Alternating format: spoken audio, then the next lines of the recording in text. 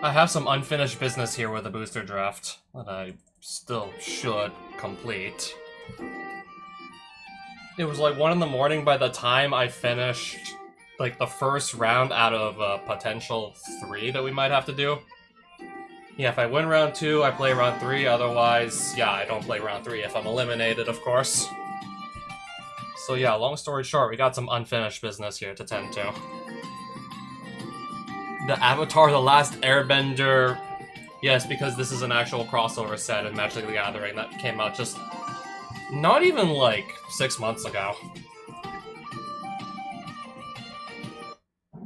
It was like the third... I believe it was the third best-selling Magic set of all time, so... Yeah, like, anyone... Like, if you... Unless you've been living under a rock... You know what this is. You'd have heard of the crossover set.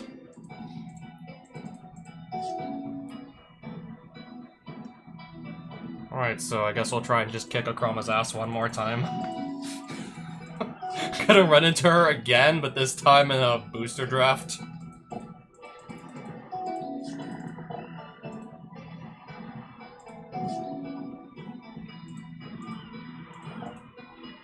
Okay, we need to attack with at least one other creature on Soka to draw a card. And let's just say I'm not attacking into a 2-3 with a 2-1. As long as you've drawn 2 or more cards this turn, this creature has lifelink and menace. Okay. I can do 4 damage to a creature. I got 4 lands. I'll get rid of the 3/4. And then I'll be passing. Oh, sacrifices our land, draws a card. Oh, okay. Guess we'll just save this.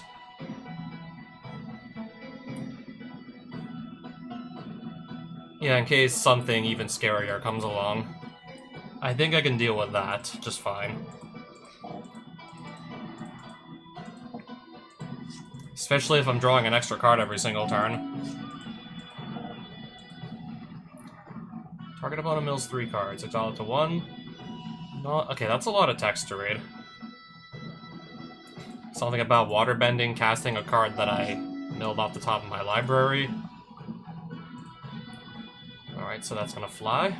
Understood. Okay, that can only kill something with power 4 or greater. That has menace.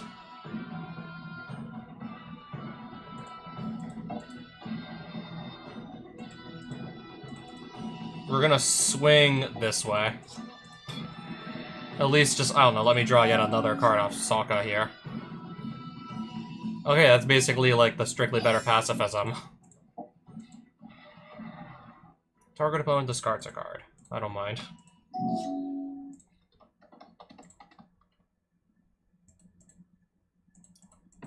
Let's... Okay, this actually cannot attack anymore, of course. Attack with all of them. Just swing with all of them, I guess. Alright, so this is blocking this, and then the 1-1 and the 2-1, seeing what's blocking what.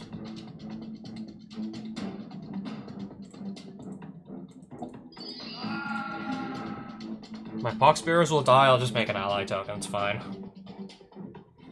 And then from there, I'll just play him and I'll pass.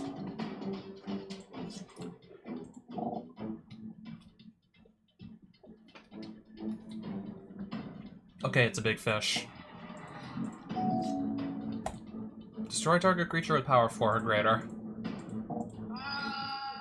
Yep, that'll do it.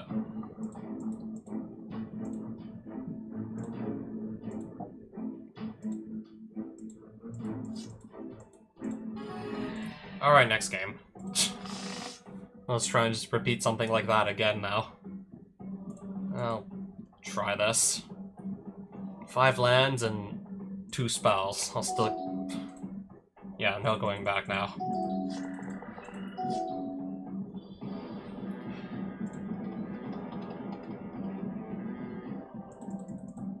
So far, yeah, I've drawn way too many land cards.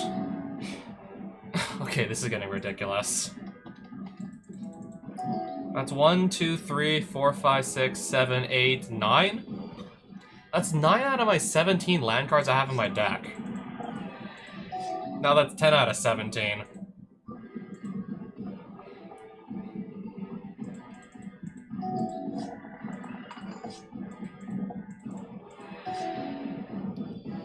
Whenever you sacrifice another permanent, put a +1/+1 counter on this creature.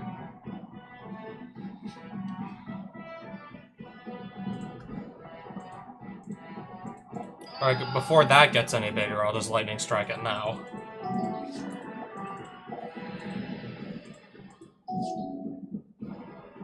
Oh, okay, so you're telling me I can finally cast something. Alright, it's gonna give itself flying. It already has flying. Destroy target creature with no counters on it. Is that Appa in the Art of Heartless Act being destroyed by... Yeah, these guys I cannot recognize. That's Appa. That's hilarious.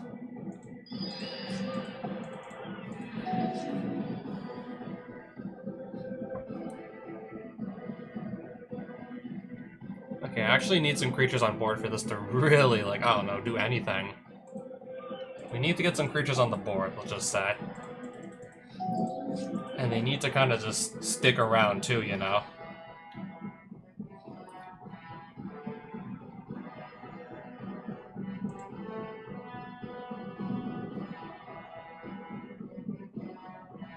I think I'm just gonna... Can I not block?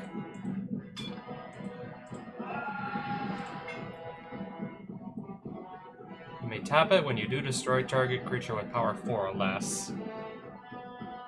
I'm not gonna tap it though, I see. Yeah, but I'm really behind on life. Whenever you cast a non-creature spell, create a 1/1 white ally creature token.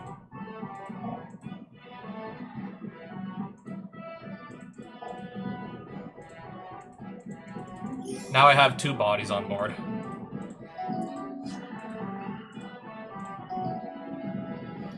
Oh, this can pay 3 to, yeah, tap this.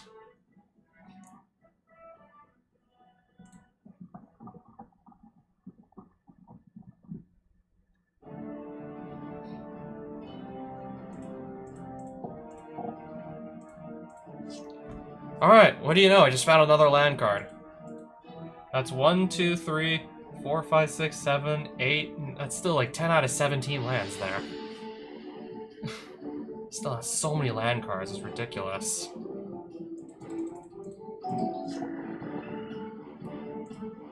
Okay, can I at least... I'm gonna use this to probably kill the Fire Nation Drill, so I don't just die or anything.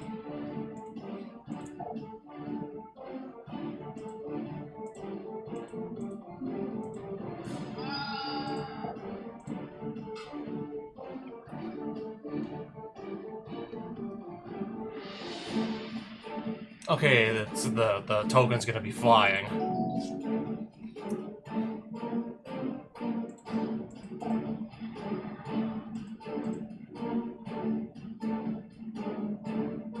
Other allies have menace and prowess.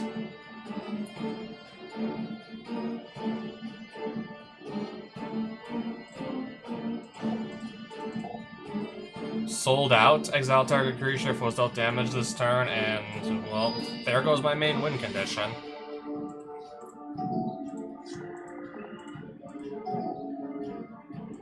Just gonna keep tapping everything down, I see. Yeah, because I apparently don't have enough land cards on my field.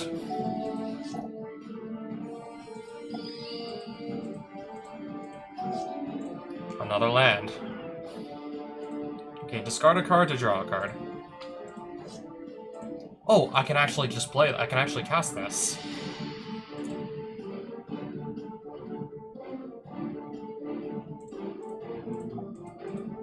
Alright, do 5 damage.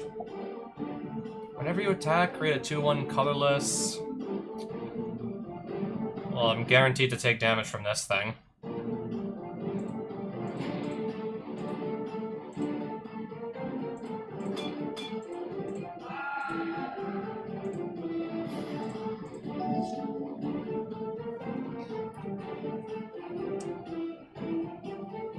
Where this attacks.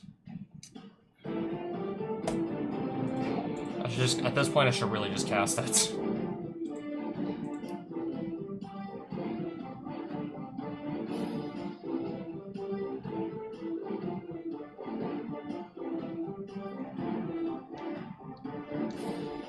Any good instants of sorceries in here?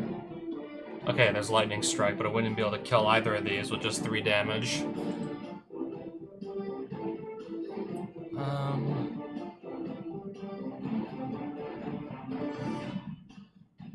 I'll keep my blockers up. Oh, okay.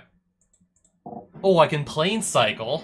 If I need to go grab another Plains card, I do not need to do that. I don't need another Plains card whatsoever.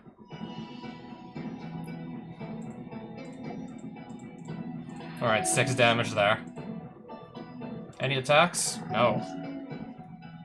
Firebending Lesson. Kicked.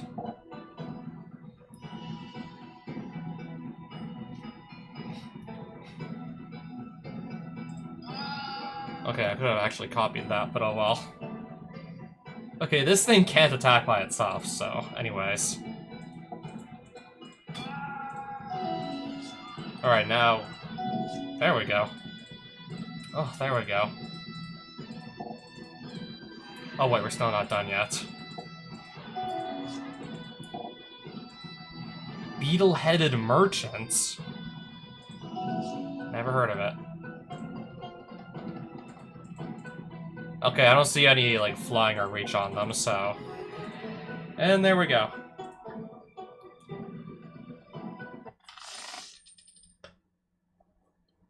It was nothing short of a miracle winning that second game. I put back a 1-land hand, and then... Yeah, I mulligan a hand with, like, a single land card in it, and then I draw 6 lands.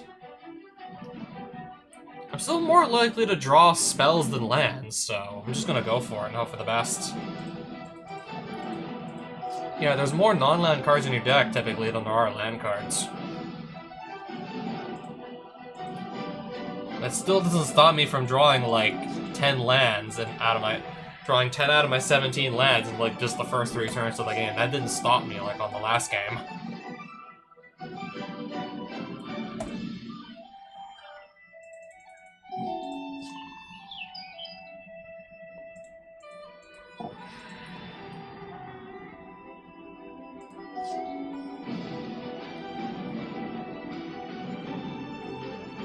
Whenever another ally you control enters, put a +1/+1 counter on this creature. Right.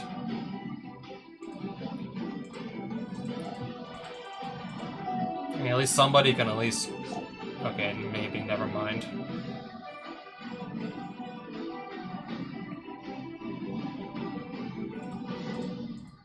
Alright, so yeah, we're definitely not blocking here, I see. Airbend, target non-land permanent, draw a card.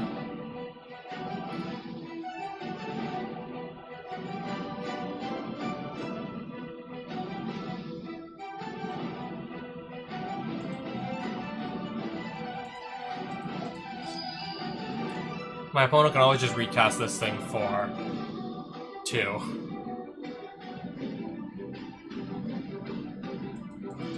More likely than not, he probably will. Oh, never mind.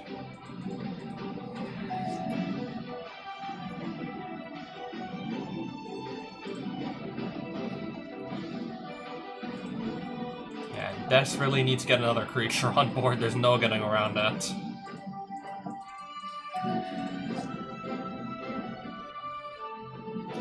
Okay, so that's gonna die.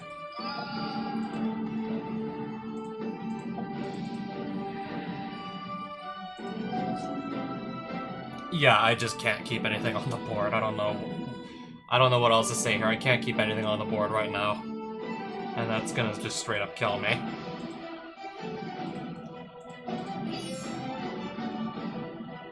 I have to somehow last one more turn here. I'm not gonna last one more turn. And no, I won't.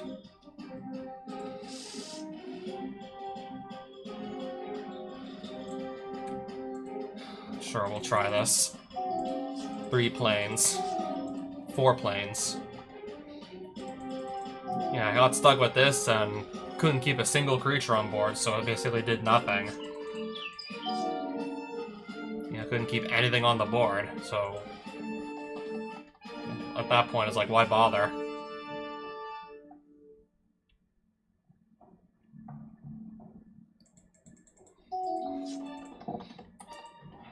When this creature enters, scry 1.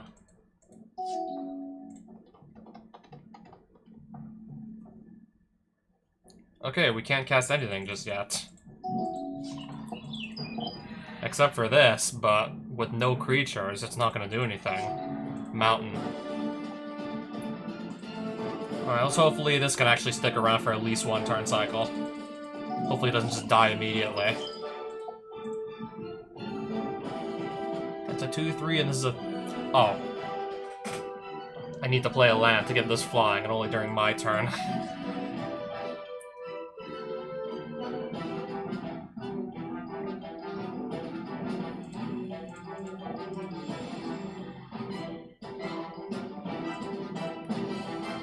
Anyways, just...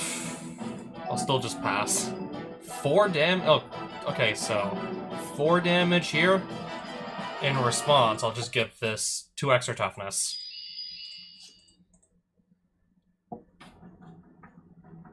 That's already taken 4 damage, so...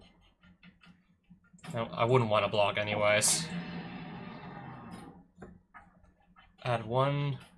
green if you control a creature with power 4 or greater, add 2 green instead. Okay, basically a mana dork. Got it.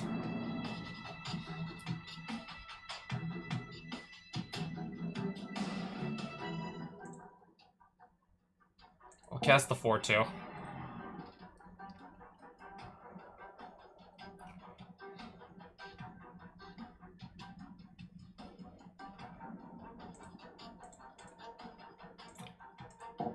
Do 3 damage to the 4-3 with Team Avatar.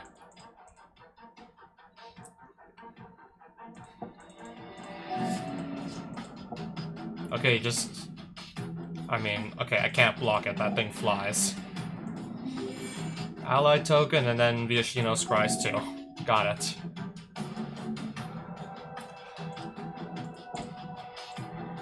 I'll just put both of these on the board.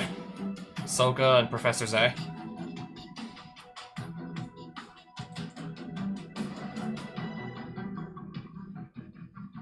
I'm gonna attack with, let's see.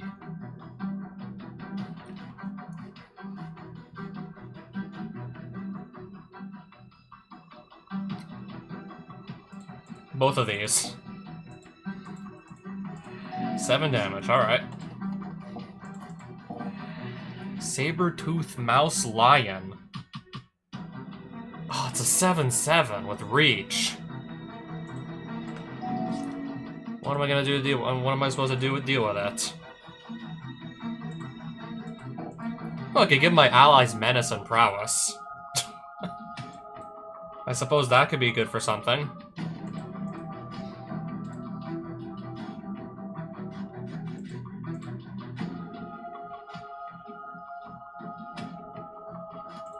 We'll just go and swing like this.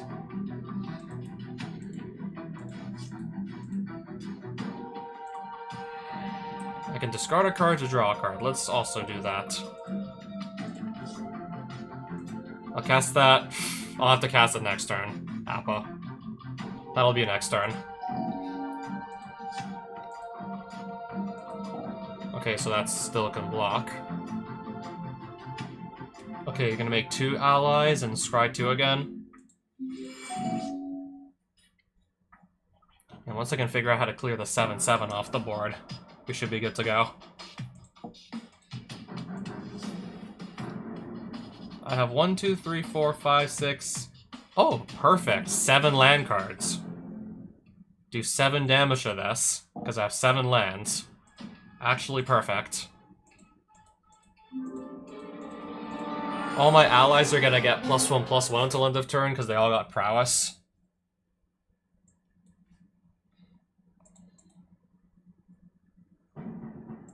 I'll just see how much damage I can do. Well, they all have +1/+1. I'll keep this Soka back. The one that's giving them all medicine prowess in the first place. Yeah, keep him back. We'll send the white-blue one into attack so I can get another draw.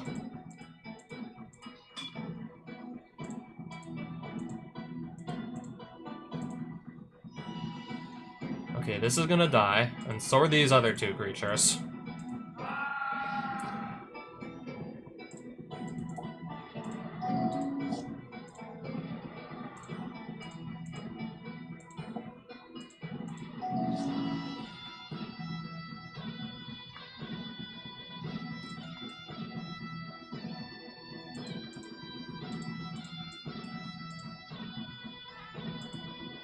I'll just make everything attack again.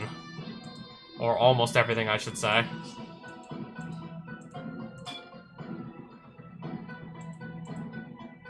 We'll get rid of this. Alright, I'll still win the game, no problem. I'll get such a good board state going that, yeah, what can you really do to stop it?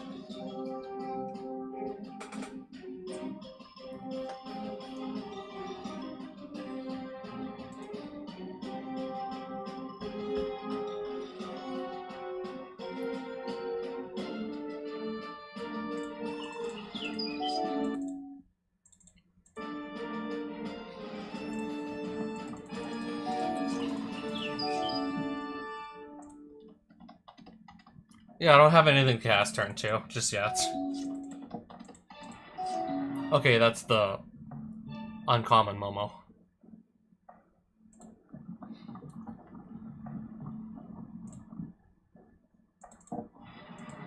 Pass.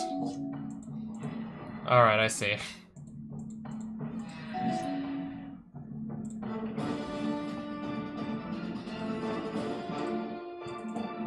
Okay, so I can only cast that for now. Technically this too, but no point if I have no creatures out.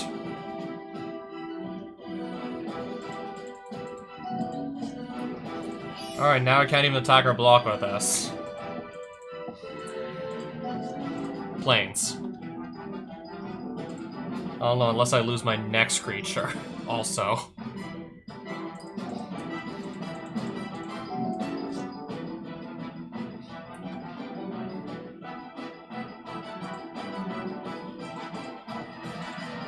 Yeah, I can't block the flying creatures just yet. Can sacrifice another creature or artifact, but 2/1/+1 counters on this.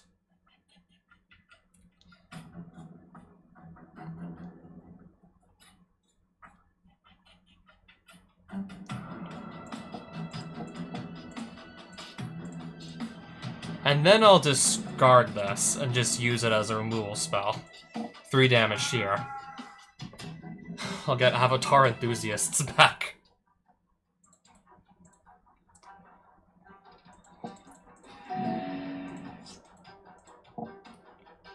Oh, everything is attacking.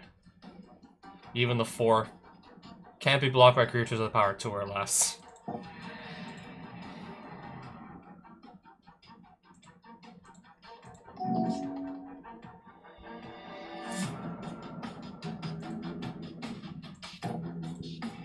You may sacrifice another creature or artifact. Okay, the guy that can't attack or block anymore. Yeah, I think that would make sense.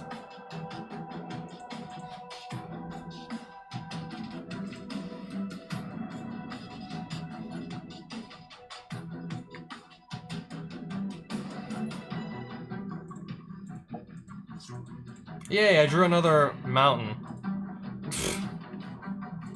Well, I might as well just use the mana to drop this on the field.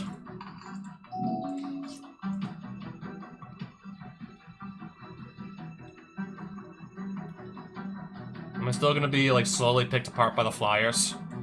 Yeah, that's what it looks like. Each other... Okay, so these are both gonna get +1/+1 counters.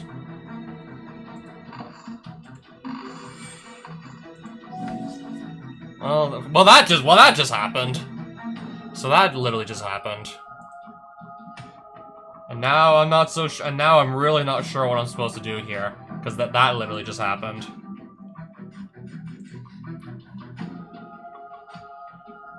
Alright, try and maybe force some blocks here. Who am I kidding?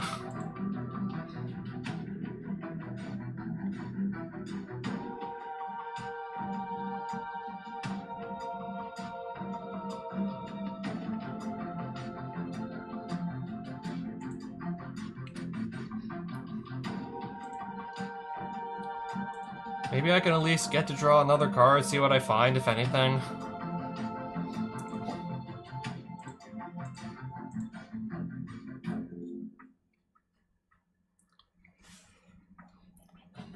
I don't think I want to sacrifice anything.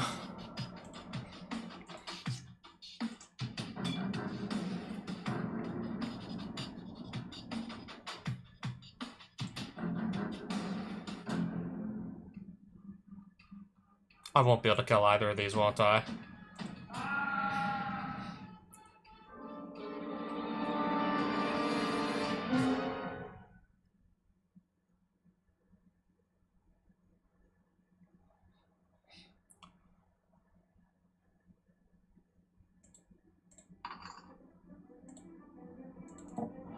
I guess that's all I'm gonna find.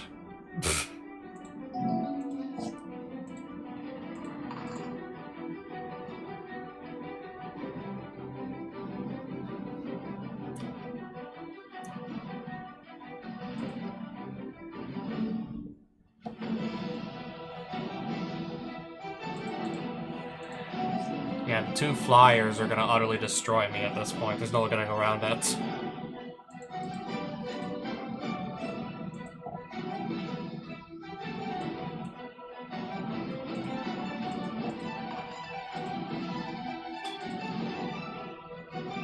There's probably, like, no way I can kill anything, right? I guess that.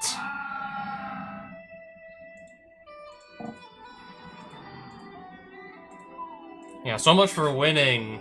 Yeah, so much for actually getting to keep my deck.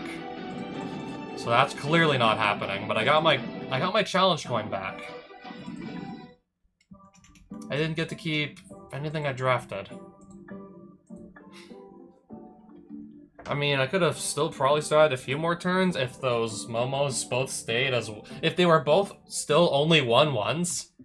As soon as they both became 3-3s, I was like, okay, at that point, yeah, I'm not winning this one. 2 3-3 flyers and I have nothing to block them. Yeah, no, I'm not winning this. Oh, there's another booster pack here I must have... Yeah, I bought this earlier and never opened it. There's another pack left over here. I bought this and didn't open it yet. And that was the rare. An Arid Mesa, even though I already have an Arid Mesa. Literally pulling duplicate fetch land, which is not going to help me.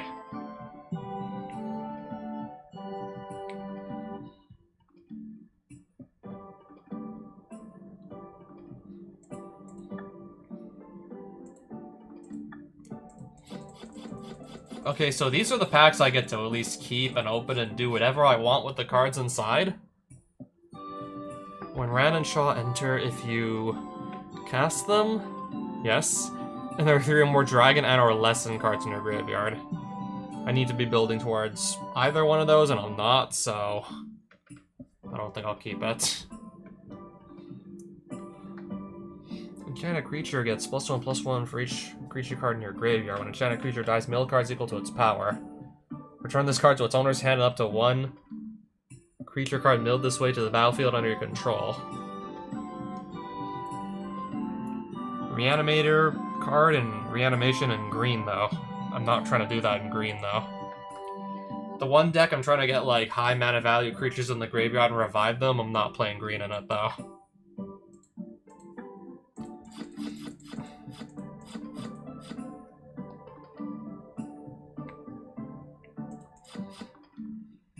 Oh, that's just a swamp with new art. Oh, 2 of the same card, apparently. There's one of the Momos that killed me in round 3.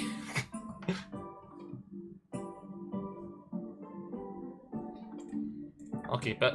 I guess I'll keep, like, that's the Banyan Tree Swamp, I think. Keep that, too. The land has vigilance. Oh wait, there's a lot of cards in Avatar Last Airbender that just turn lands into creatures. Wait, why does this have vigilance? Oh wait, you can earthbend it into a creature. That makes sense.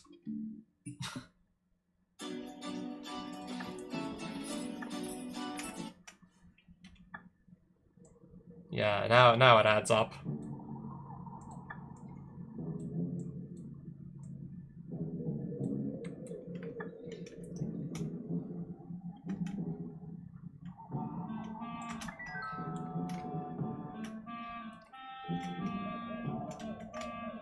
Alright, who is this that wants to duel me? A Death Knight. Yeah, I guess now it's back to actually playing with my own constructed decks. With the commander, since I'm playing on commander mode and everything. Back to playing my own stuff.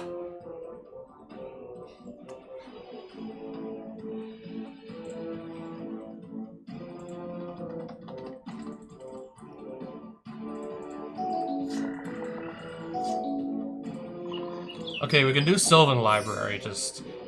Worst case scenario, if I need to draw extra cards, I can do that. That should make it a lot easier to actually find my third land drop. Draw 2 cards, yes. Do I want to put anything back?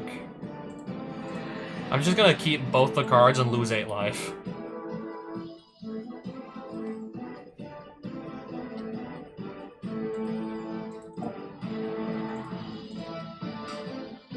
Yeah, let's put some creatures down and just pass. Alright, one of them is dead. Power word, kill, destroy target non-angel, non-demon, non-devil, non-dragon creature.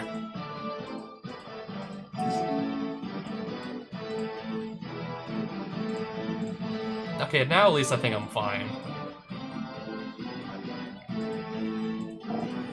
I'll cast the Flying Vigilance, the Phyrexian Angel. That's got Death Touch, I'm not gonna bother attacking into it. I'll just pass.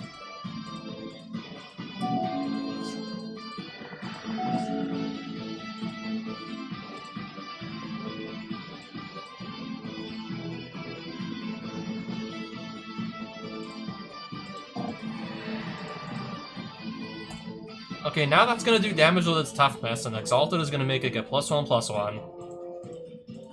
Alright, let's hit for 6.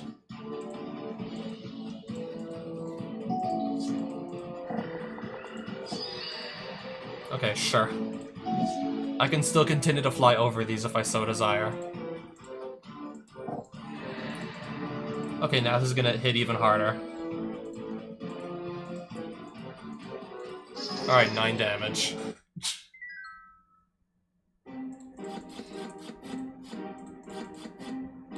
Zombies and vampires. You may cast Hakon from your graveyard, but not from anywhere else. As long as Hakon is in play, you may cast night cards from your graveyard. When Hakon is put into a graveyard from play, you lose 2 life. You may cast this from your graveyard, but not from anywhere else.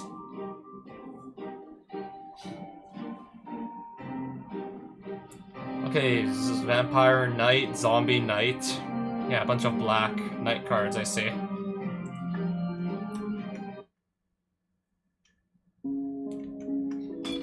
Alright, I'll just duel another Mimic.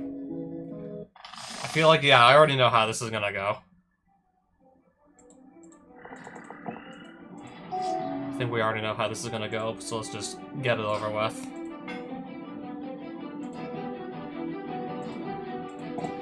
Devoted Druid.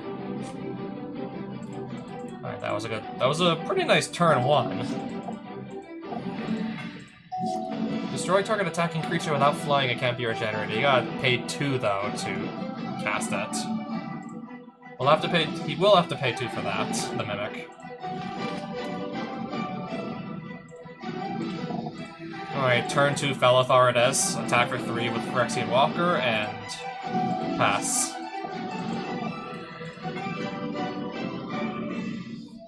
Okay, not enough mana left over to activate this, or activate this. Why don't I just attack for 10 here? Oh wait, never mind. It's not. Turns out it's not going to be that simple. I forgot the Mimic can make mana, so that's exactly what it did.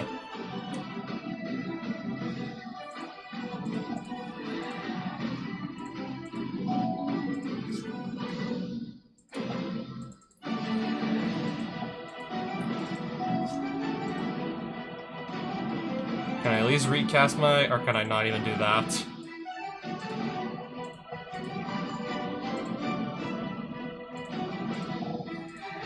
I'll pretty much tap out entirely to do that. This thing cannot block. Perfect. Yeah, sure, I'll have to recast my commander once. It's fine. It's perfectly fine. Yeah, I can do that once. It's fine.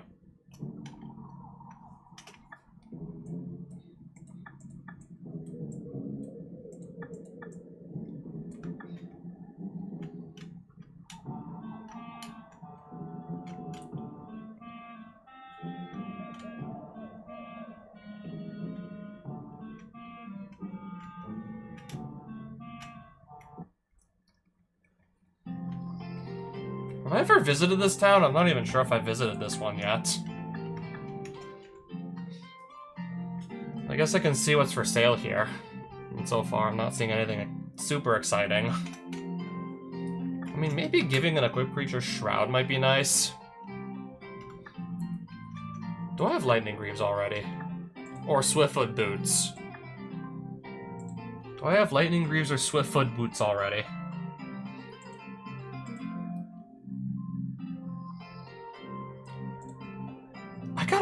I gotta at least cast this thing once and see if it actually functions the way I think it will.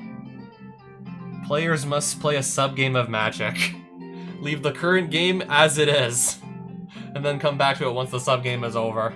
Whoever lost the sub-game loses half their life in the main game.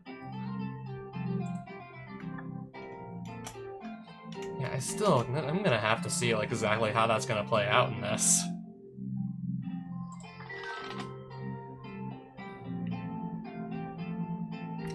I don't want to pay 7 mana for this, though, sadly. Search your library for 3 cards, but I don't want to pay 7 mana.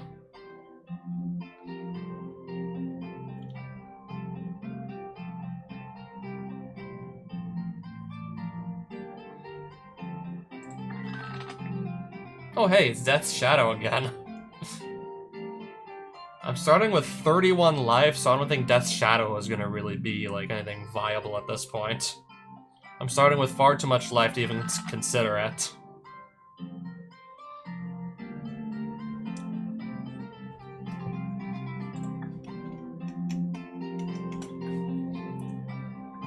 Oh yeah, just multicolor cards, right.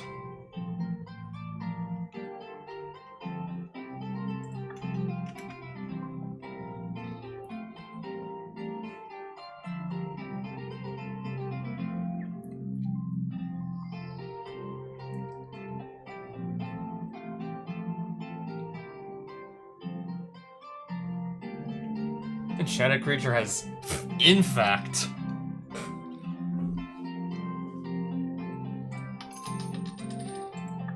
And that might be a really good way to just like cheese a win. Give something Infect and do 10 damage with it and then just win the game on the spot.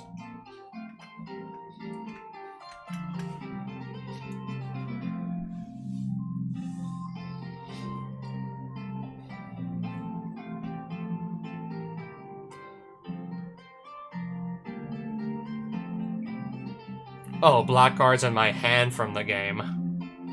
4 damage to target creature or player and you gain 4 life. Unless I really have like that many cards in my hand just lying around, I can just exile. I'd rather not bother with this.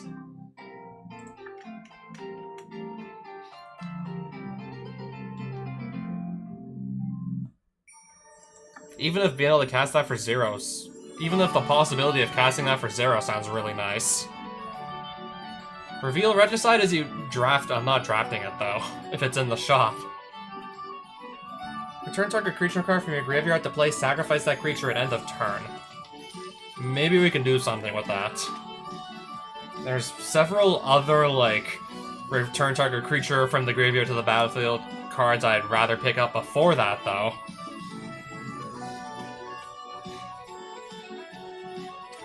Oh, destroy it. Destroy it after it attacks.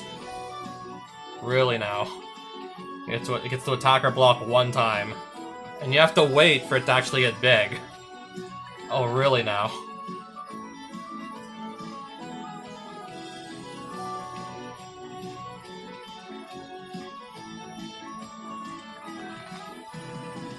Destroy target non-black creature for 0, but at the beginning of your next upkeep, you gotta just actually pay 3. What if I need to kill something at instant speed for 0? It might come. It might come up. But I desperately need to cast that like immediately. Whenever one or more cards leave your graveyard, create a tap 2/2 black zombie creature token. It's 4 mana though, and that's all it does. Partner with... Oh, I can partner with another, like, legendary with partner. Yeah, I just wish it did a little bit more, though.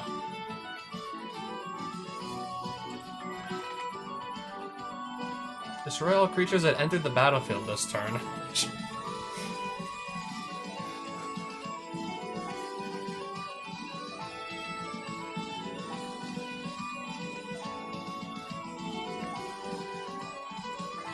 I'll look at one more set of cards. Oh, okay, yeah, this one I know I already have.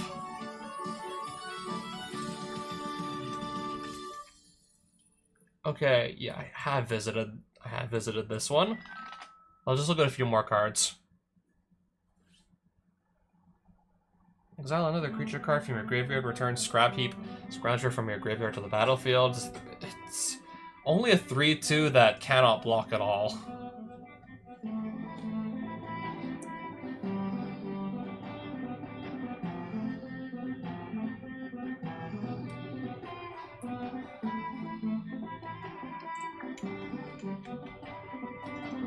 Let me just keep looking around, see what else they've got for sale.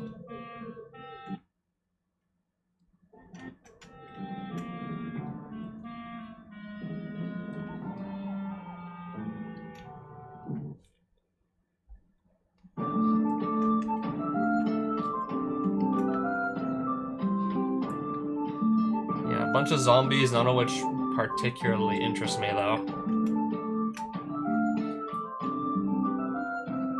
Is that a Japanese ginger brute, man? Japanese ginger brute.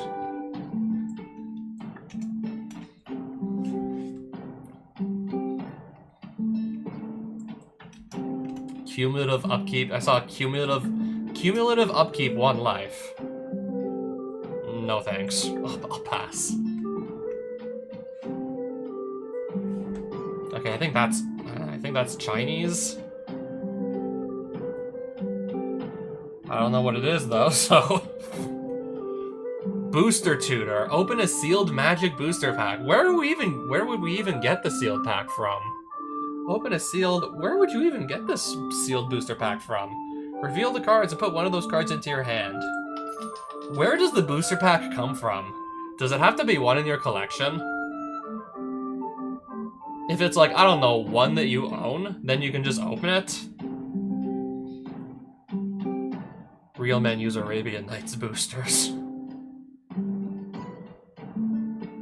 Okay, if I need to just pretty much prevent my opponent from making any other color of mana besides black. I guess this is one way to do it. But yeah, that cumulative upkeep on that too. 1 black and 1 life.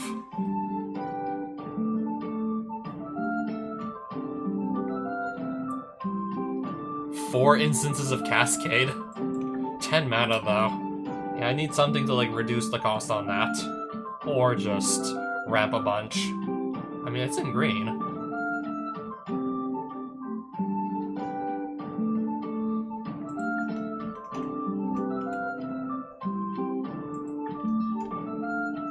But if I do play this with Animar Soul of Elements though, because that's a commander that can just reduce the mana cost on all your creatures, the more you play creatures, and, well, assuming Animar Soul of Elements gets to stick around, that is.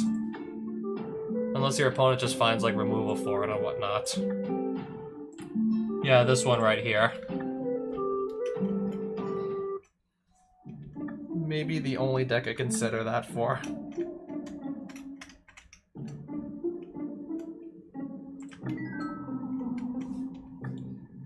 Okay, maybe I don't think I investigated any of these towns yet, so I want to do that instead.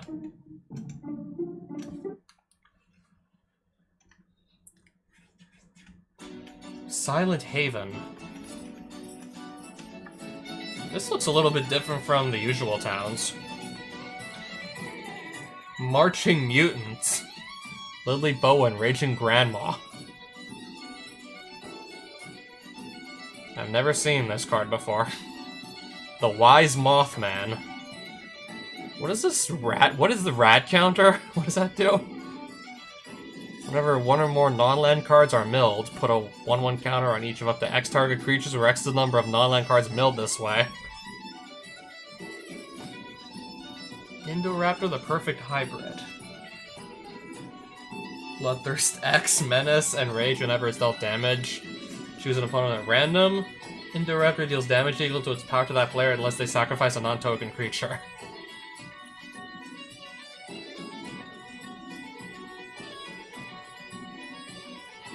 That sounds like fun to try and... Yeah, that sounds like fun to build a really aggressive red... Yeah, black, red, green. Sounds like fun to build like a really aggressive deck with this.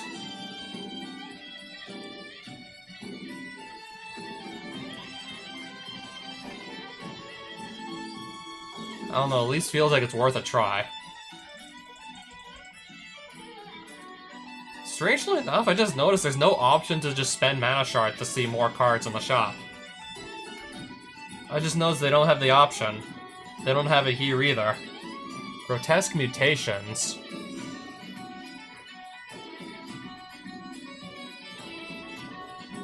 This costs 1 less to cast for each creature card you own and exile it in your graveyard. Only my creature cards, though, make it, like, cost less. It starts off costing 8. I needed it to start off costing a little less, ideally. Super Shredder. Whenever another permanent leaves the battlefield, put a +1/+1 counter on Super Shredder.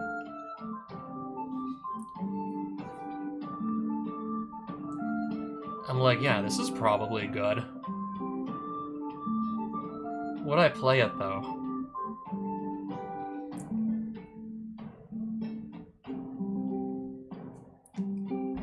Oh, sure, I'll pick that up.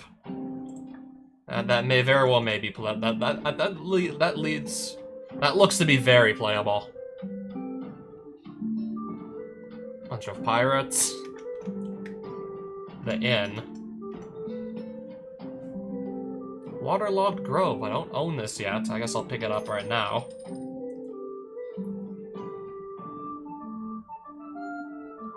Interesting.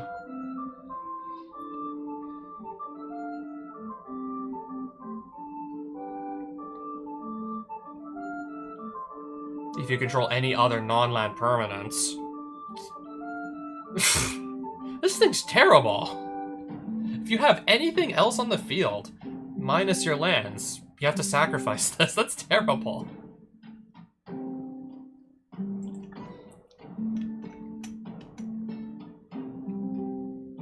White booster packs, and I'm not, like, interestingly enough, I'm in the black. Yeah, I'm still in the swamp, and I'm seeing white booster packs for sale.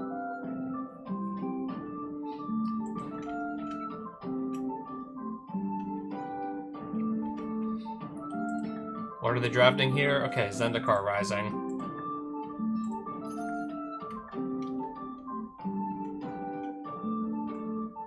Yeah, I find it interesting this town doesn't really look like the others, but... Let me just get a move on. Yeah, this is more or less what a majority of the towns in the swamps look like. And you can spend mana shards to see more cards. Legendary creature in red and white, I'll pick that up for Yoshimaru Crom if I want to go back to playing that.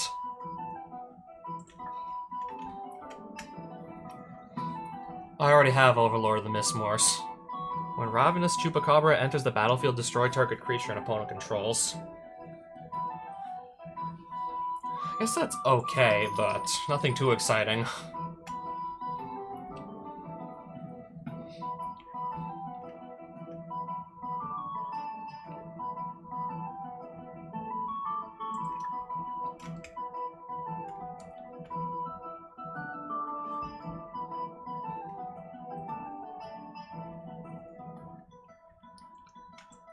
Whenever a non-token creature you control dies, you take 1 damage and you draw a card.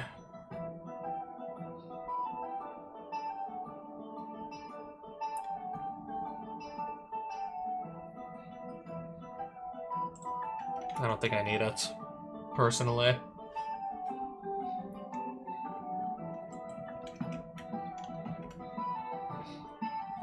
Oh, Rafine, which I already have. Decayed means it can't block, and if it attacks, sacrifice that in the combat.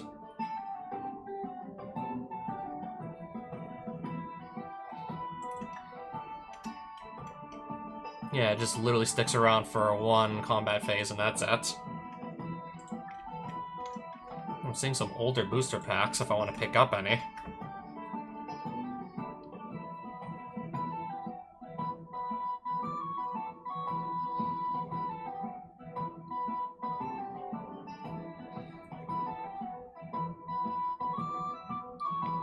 I'm thinking there's Swords to Plowshares, Counterspell, Necropotence, bunch of Pain Lands. I probably own like most of the good cards that could come out of Ice Age by this point anyways. I think I already own a lot of the good cards in that set anyways.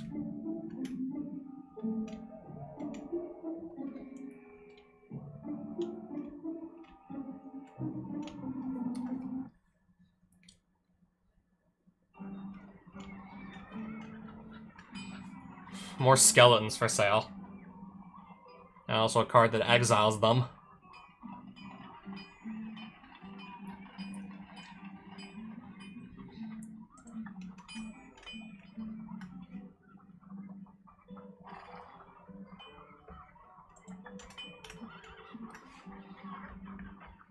More zombies.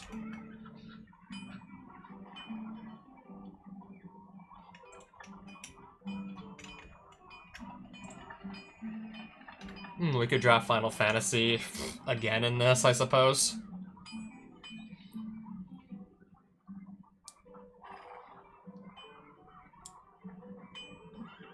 Can't attack a player that has already attacked this turn. I see.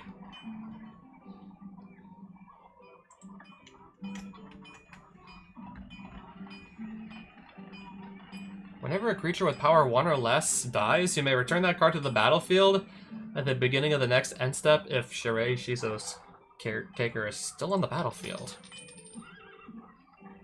It just feels like something funny to go put into my Felithar deck.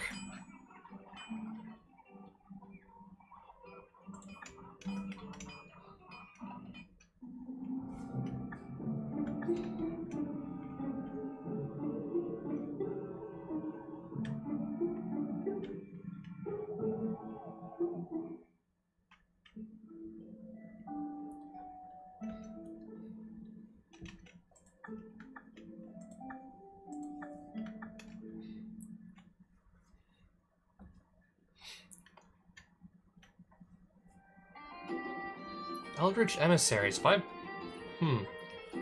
Wait, that's 20 toughness? 5 mana, but you get 20 toughness? You create a... and you make a charisma check. Roll a d20. Okay, so yeah, I have a creature with 20 toughness for 5 mana.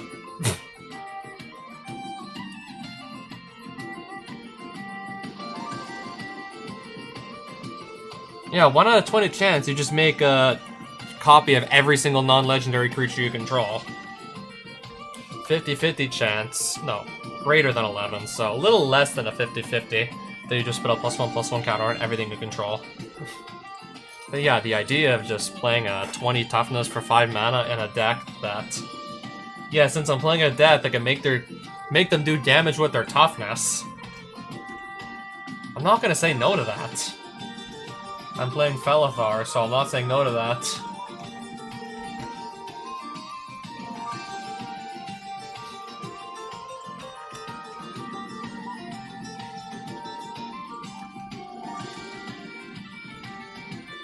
Oh, Ancient Tomb. I might as well pick one up since I start with a lot of life. I start with like 30 plus life, so 2 damage ain't that much of a drawback now, is it? Relive history. Or when this enters, destroy up to 1 target non-land permanent. And then at the beginning of my next upkeep, when you go to chapter 2 of the saga and just do it again. That looks like another stupidly good reanimator target. Get this in the graveyard and then just revive it with something like Animate Dead. Destroy something when this enters, and then chapter 2, it'll just destroy another non-land permanent. Chapter 3, the turn after that, I'll draw 2 cards. And then just do some direct damage to the face, I guess. Sacrifice it, and if I can just revive it again, then so be it.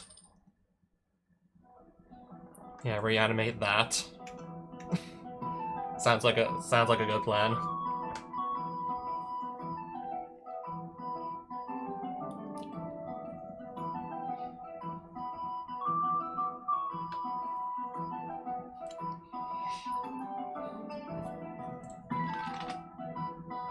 The lion turtle. Can't even attack or block unless there are 3 or more lesson cards in my graveyard.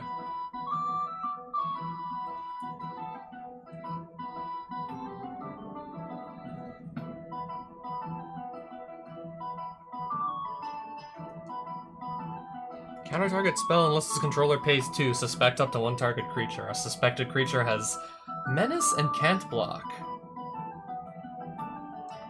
Make something only able to be blocked by 2 or more creatures and also not be able to block at all? Interesting.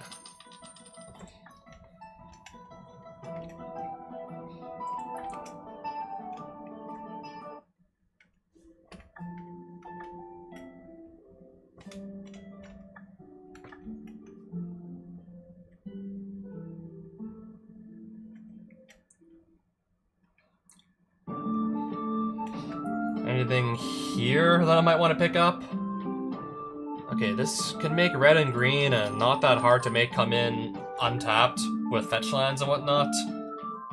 To just be able to go, I don't know, search for a mountain or forest before having to... Yeah. Rootbound Crag shouldn't be that hard to make consistently come in untapped, so we'll pick it up.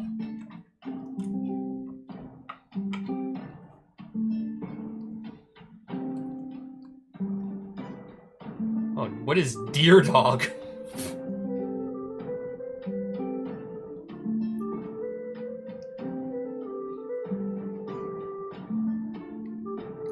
I actually literally need to play a land that can make colorless to cast this thing in the first place. But yeah, that is hella interesting. Black Tulip. Nyx Lotus. Oh, this is like, you have to wait until your 6th turn to actually make any mana with this. But yeah, it's basically Black Lotus, but they make you wait till turn 6 to use it. Which, yeah, that makes the card fair. Target creature you control, when it attacks, you can make it just make 4 red mana.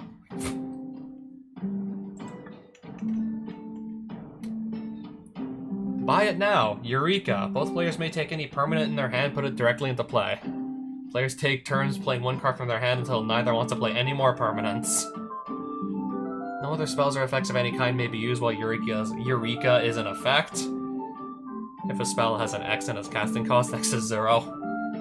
Alright, basically just put a bunch of big scary permanents into play, one after the other. If I had like even more large creatures to cheat into play, in the one deck I'm trying to do that in, and also if this card wasn't green.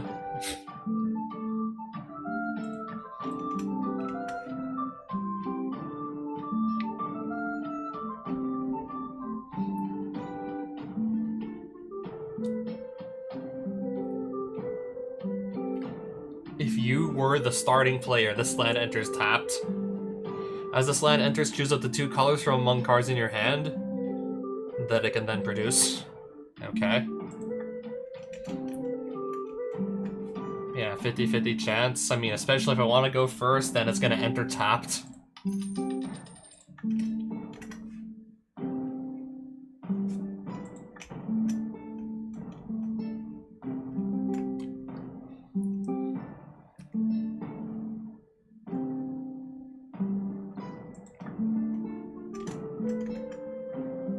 Alright, that's just more armor for sale.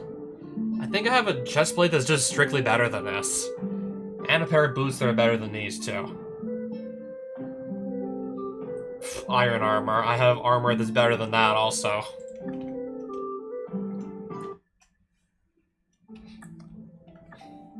Random cave in the middle of the road. Can we go inside, see what's in there?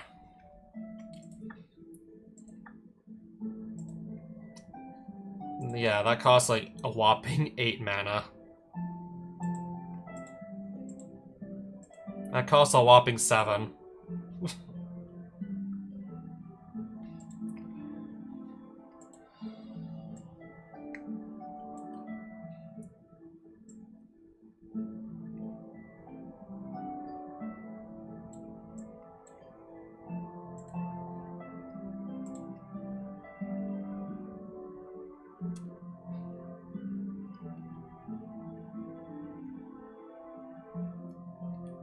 Yeah, the 5 mana dragon with the 20 toughness. This is the one I was looking for. That's the one I want to try and also play. Do I have anything in here that also has like a lot of toughness? And also low mana cost?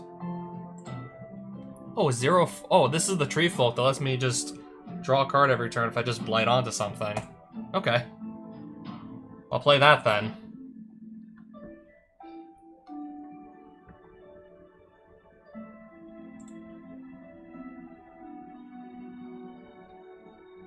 I think my mana base looks good enough, still. Do I really need to play, like... Maybe I can just also opt to play, like, mana dorks that cost 2 mana?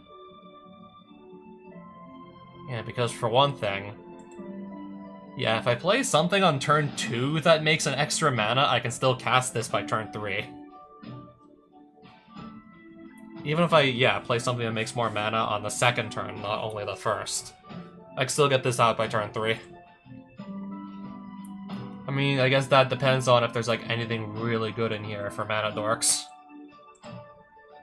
I'm definitely expecting, yeah, somewhere, yeah, the green cards. Whenever a land enters, you may add 1 mana of any color. Okay, maybe if it didn't have 1 toughness. Maybe if I had more elves to go around. Add 1 green mana for each forest you control. Double green for this, though.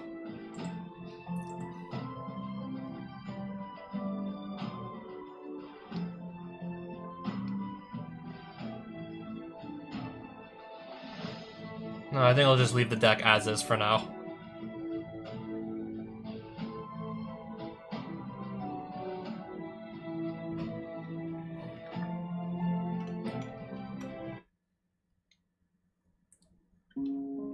What kind of a cave even is this that I just found? Okay, it's just a cave. With kobolds in it.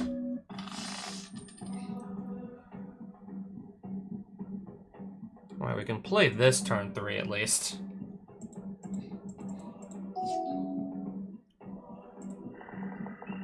Yeah, I don't have a single turn 1. Well, I'd have a turn 2 play if I actually had access to white. Okay, I'll just play the Crashing Drawbridge and pass. That is fine. Whenever Minion of the Mighty attacks, if you attacked with total power 6 or greater. Don't think I gotta worry about that just yet. Let's just play another, like, 0 power but 4 toughness creature. Oh, to untap?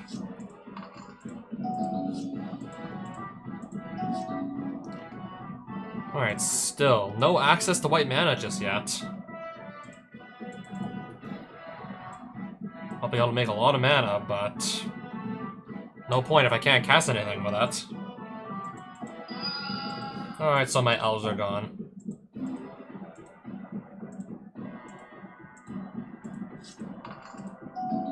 Okay, now, there we go. Next turn, I'll have access to white. Next turn will be fine. Okay, if I attack him enough times, that's going to actually be able to start attacking or blocking.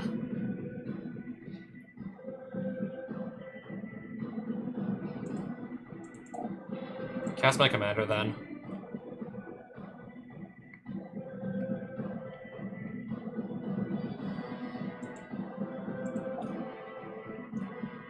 Terminate. Yep, that's gonna resolve.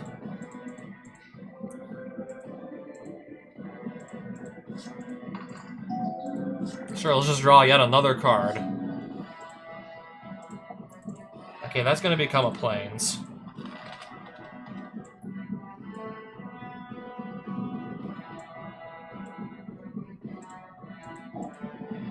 Guess we'll see if this can stick around, perhaps.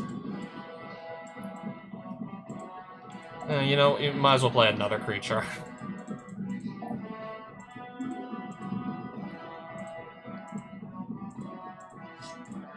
Put a -1/-1 here and just, yeah, draw another card. Alright, Command Tower.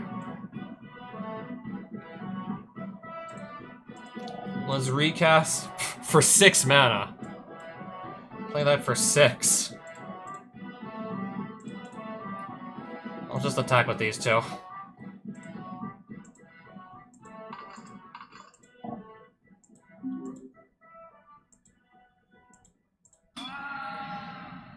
Okay, we got some damage in.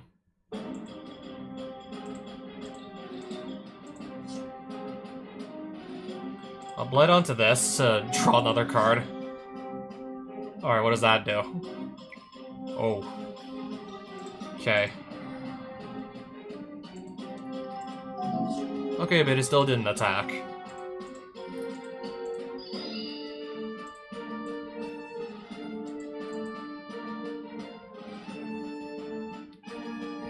I'll swing with everybody.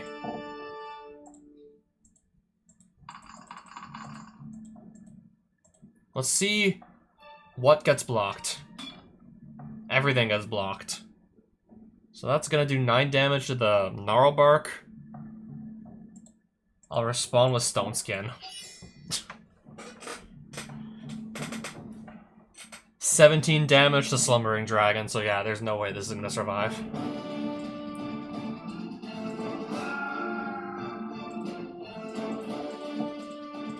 Let's draw, I guess, another card.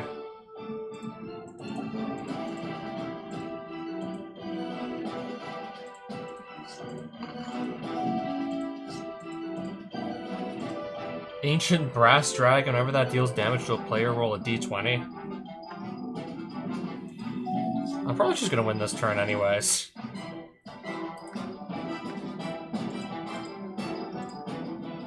I mean, yeah, this dragon can't block everything. Look at how much... yeah, I'd say block the 26 toughness, but I'm still gonna win here.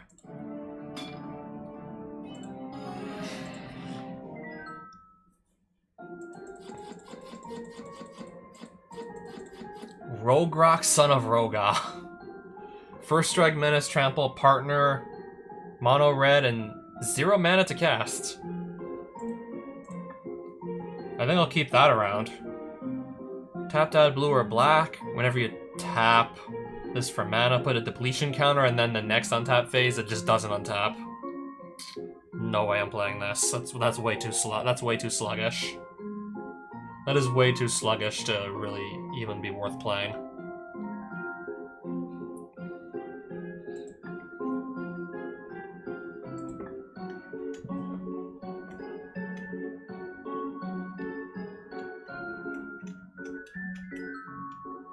I'm guessing that's like the same Cold Bull that I just defeated like, not even like 2 minutes ago.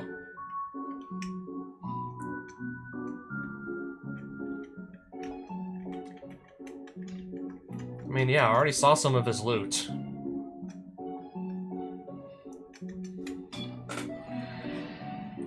Okay, apparently I did already lose to one of these. Wasn't this guy just playing like a bunch of burn spells? So if I'm starting with much more life this time around, that really shouldn't be a problem now, right? I will not keep a one land hand though, I'm not risking it. Not risking that.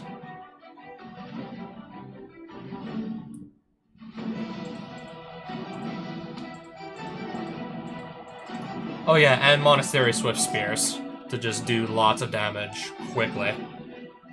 Can't forget that either. Forest. Okay, there's the forest. Thinhorn Elves, pass.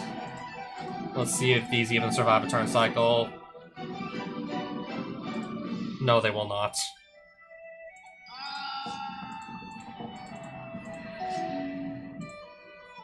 Alright, let's hide behind Wall of Roots, maybe?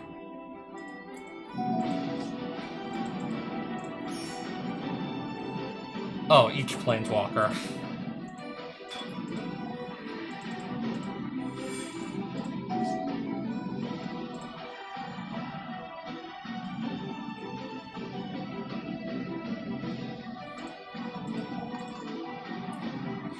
Play my commander.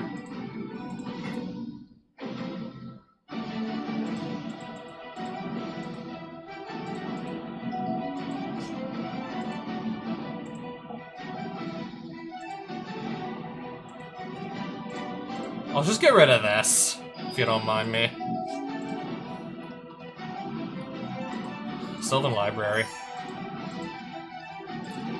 I guess I'll attack for 4 here.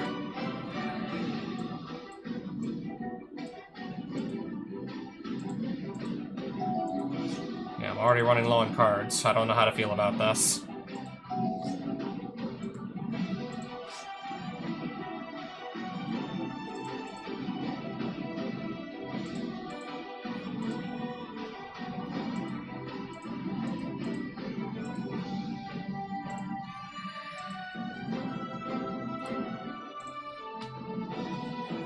I'll take the Demonic Tutor. Yeah, I want to just, I don't know, get those creatures under control. Or gain some life or something. Alright, I guess life gain it is. Plus get rid of one of those creatures on his field.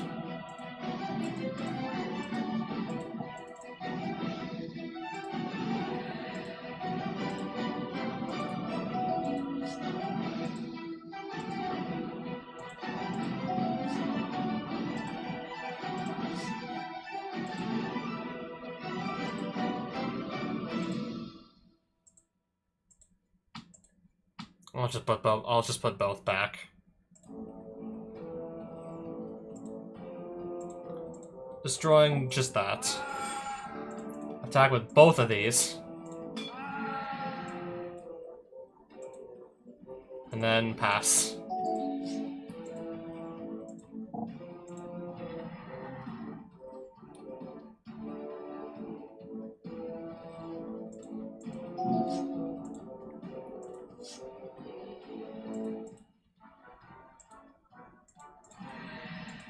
Okay, that time I think I'll just take 8 damage so I can just keep both the cards.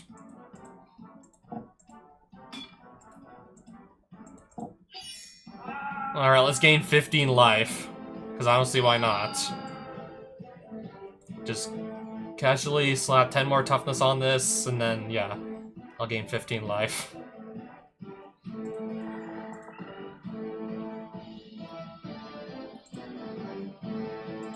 Yeah, because that can just let me search up any creature, so I'll keep that there. Draw 2 cards, yes. I just gained 15 life last turn, so yeah, put them both back into my hand. Keep them both in my hand. It's fine. Formidable Speaker. Discarding this. At this point, it's like, what do I even want to add into my hand at this point? What do I even need to add to my hand? I'm probably already winning the game without it, let's be real.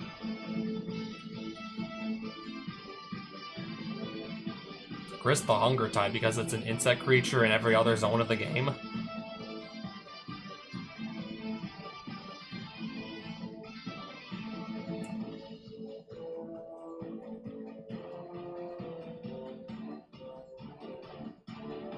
It's like, at this point, what do I even need to add?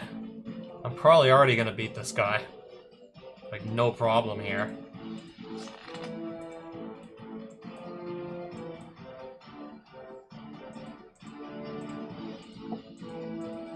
Yeah, he's just gonna die from the 150. He's just gonna die from the 15 toughness Felethar.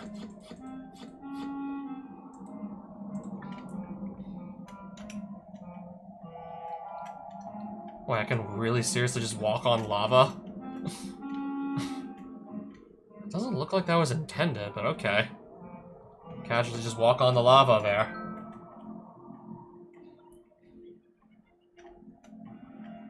Oh, what's even supposed to be further in the cave? What's in here? I want to go even deeper.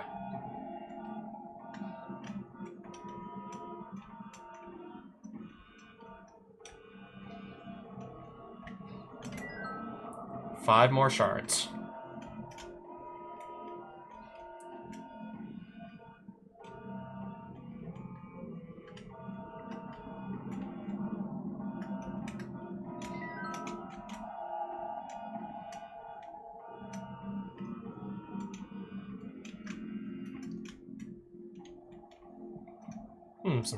But first things first, this guy's standing in the way. I'll have to get through this guy. Keep that hand.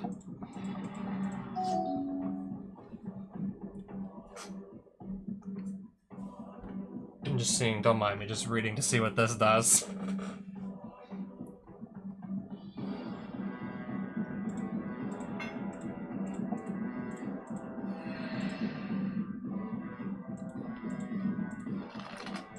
Alright, turn 1, Wall of Omens. Okay, not really that exciting.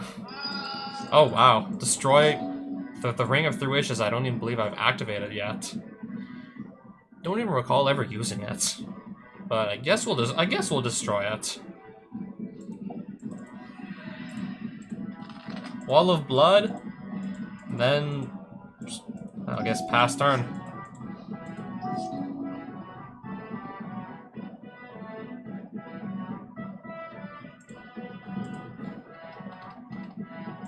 I'll play the commander first, and then send both of these in swinging. Pay 1 life, Wall of Blood gets +1/+1 until end of turn. We'll see if my opponent chooses to block or not.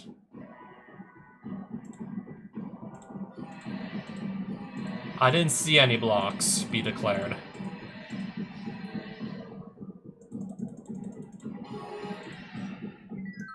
Yeah, the opponent, the computer did not declare blockers.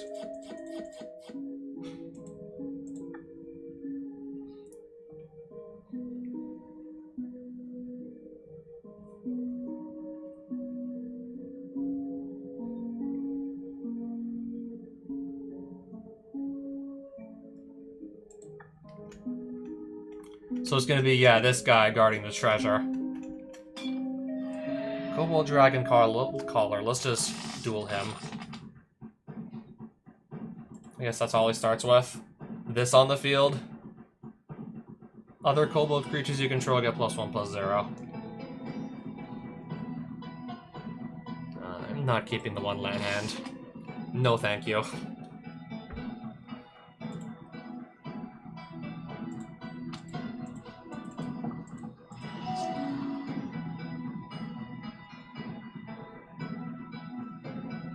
Turn 1, Elvish Mystic it is, I guess. Yeah, these will be able to hit me. Unsurprisingly. Let's hide behind this wall.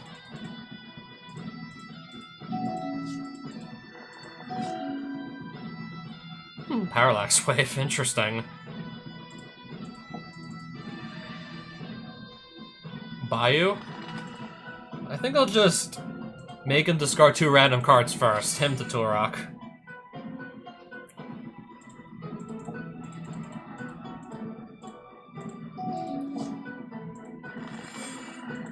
Okay, just Farseek into one of these, and then just that's gonna be his land for turn. Okay. Cast my commander, attack for 5. And then just say pass.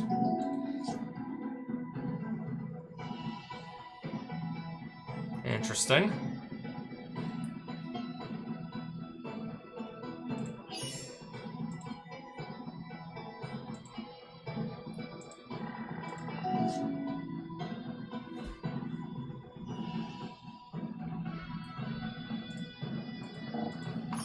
I guess Parallax Wave it is. He has no cards left in hand. I'll just remove all my opponent's creatures and then just swing for lethal with Felithar and the Wall of Roots. Just kill him on the spot. And just like that, the game's over.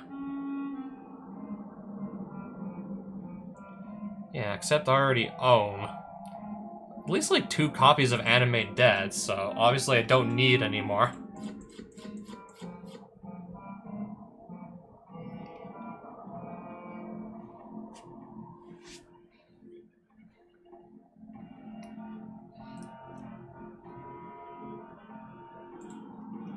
I don't think I'll need any of those cards. I don't recognize any of them, really.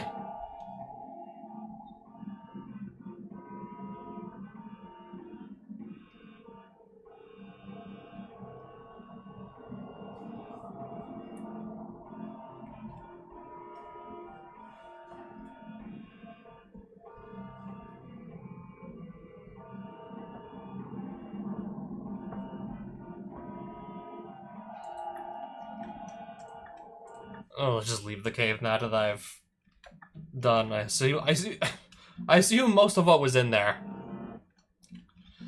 I assume that was the most of the cave cleared out. We'll just leave.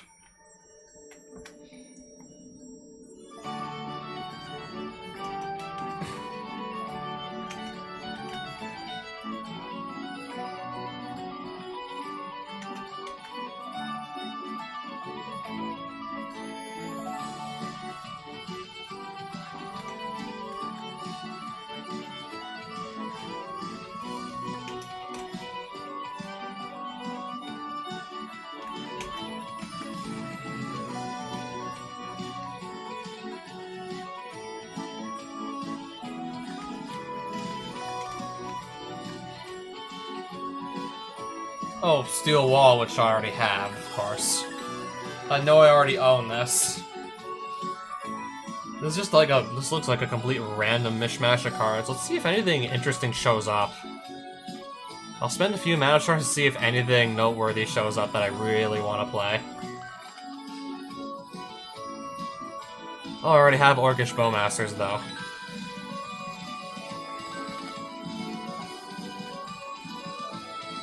Bloodbraid Elf. Not bad.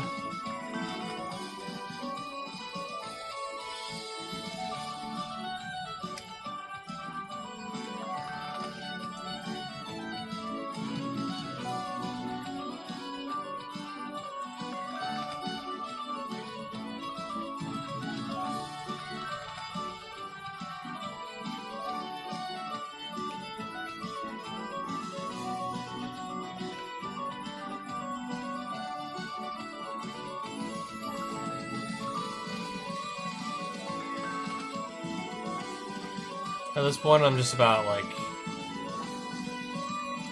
Yeah, now I'm pretty much done spending mana shards for the time being.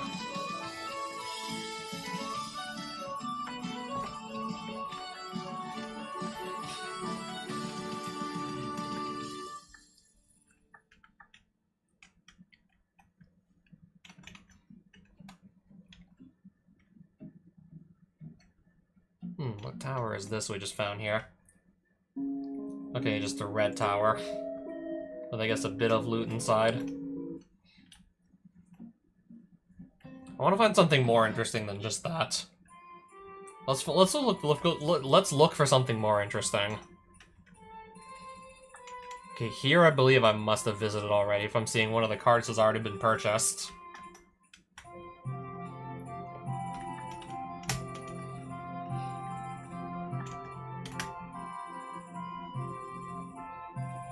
Creatures with power 3 or greater don't untap during their controller's untap steps. Yeah, my Felithar deck doesn't have that many creatures with power 3 or greater.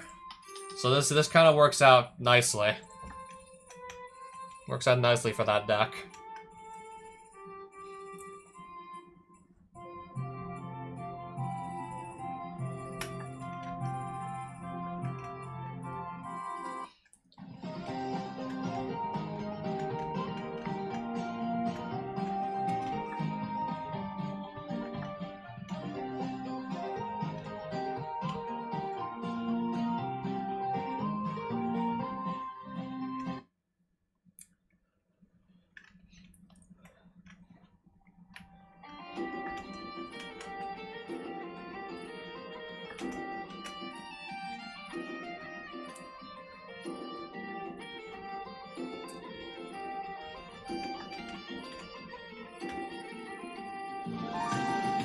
Okay, I already own one of these, too. Yeah, 3 mana, 4 toughness, flying, lifelink. Kinda forgot I had that, too.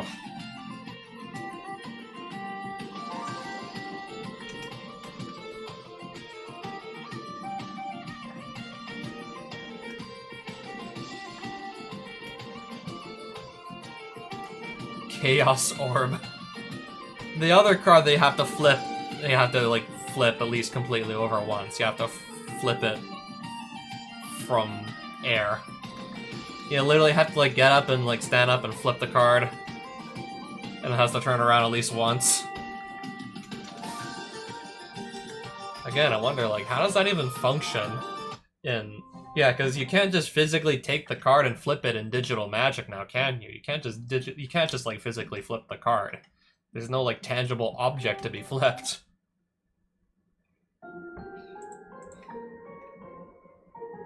Oh, what is this little guy? A strange horror. That does look pretty strange. Okay, so if this dies, I choose a creature to just destroy and it can't be regenerated.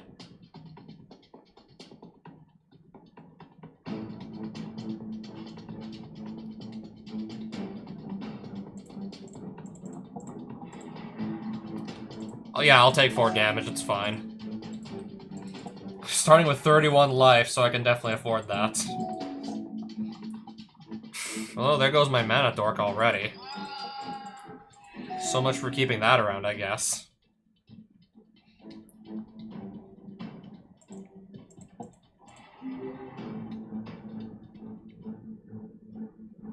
I guess unless this ends up dying too or something.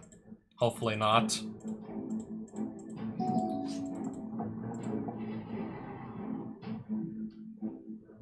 Doesn't untap. Need to sacrifice another creature to untap this thing.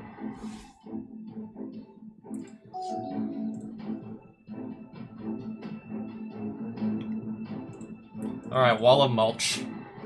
Let's just, I guess, sit behind this for the time being also.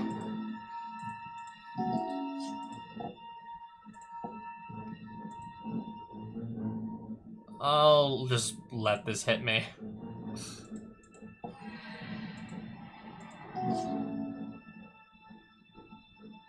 Oh, Doomblade, alright. So that's now gone.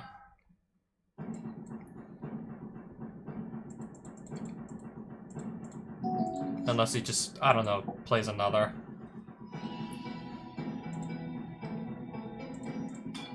Let's just block. Uh-oh, Blood Moon. Well, shit, I might be in trouble. Non-basic lands or mountains? I might be in trouble here.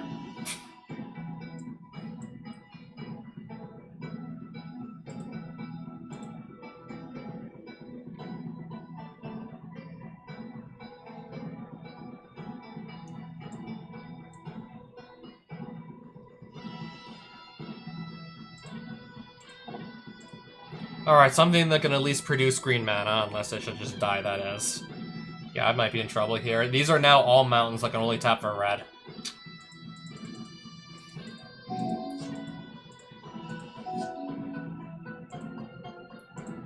Alright, so I pretty much won't be able to cast anything for the foreseeable future.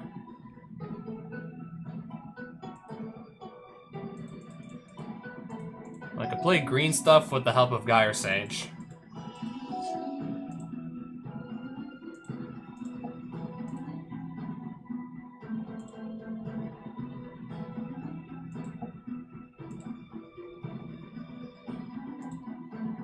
Oh wait, this needs to have counters on it. It doesn't even have any counters on it, so it's not gonna produce mana. If I would have played this first, I think it would have been fine, but no, I didn't.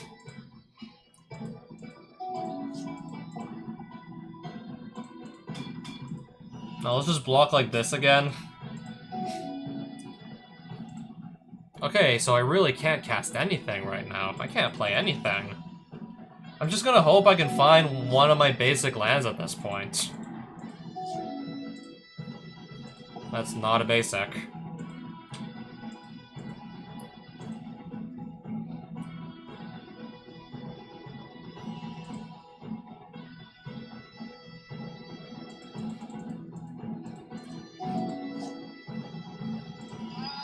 Alright, even if I wanted to, now I can't even do that.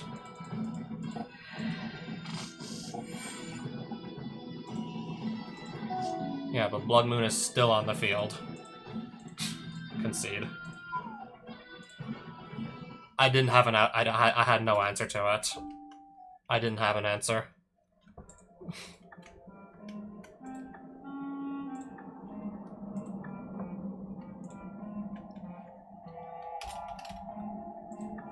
I'm gonna literally swap decks for this guy. I'm gonna swap to mono white so Blood Moon can't do anything. Maybe I should update this deck before actually just swapping to it. Maybe I should have actually updated it. But yeah, that way Blood Moon can't actually render me unable to play anything.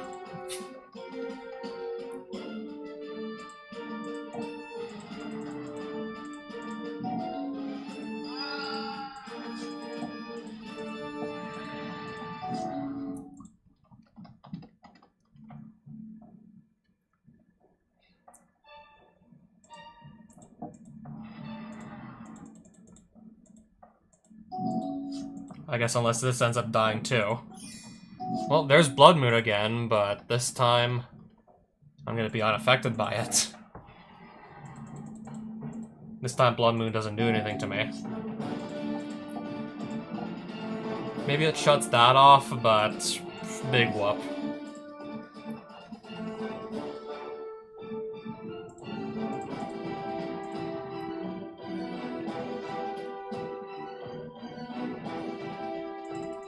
I guess I'll just pass again.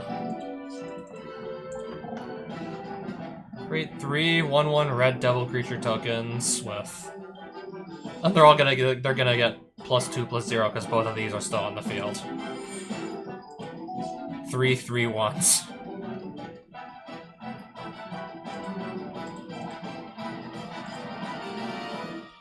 I don't know. I'm just hoping I'm putting enough creatures with lots of power and toughness onto the battlefield to hold them back. Let's just hope everything I'm putting on the field is going to be enough.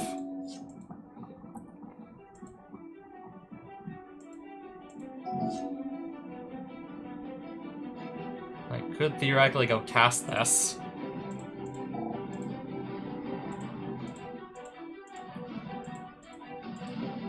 Okay, it already had first strike. Vigilance, so this is just going to be like a free swing.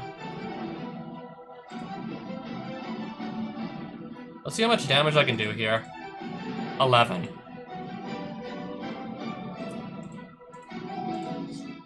Let's see how much damage these are gonna do.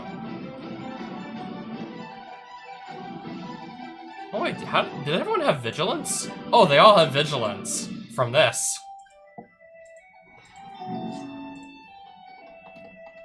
You may choose... I'm choosing both modes.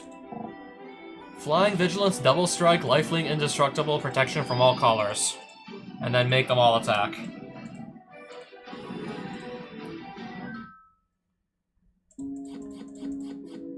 No, that's what, yeah, that's payback.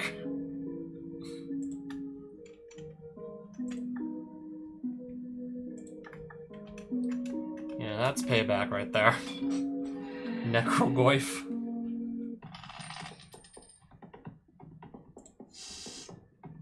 Keep.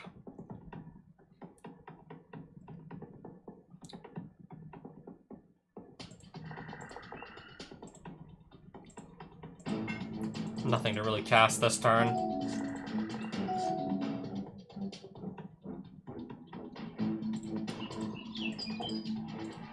Let's see what I can rip out of my opponent's hand.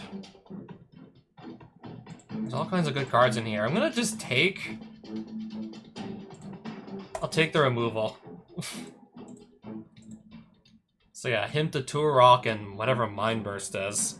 Hymn to Turok I know is I'm forced to discard 2 cards at random.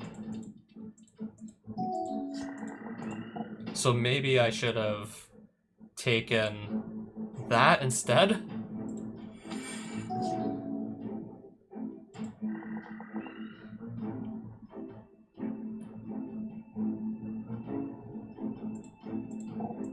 And then I'll just be discarding the Wall of Shards and the Plains, most likely.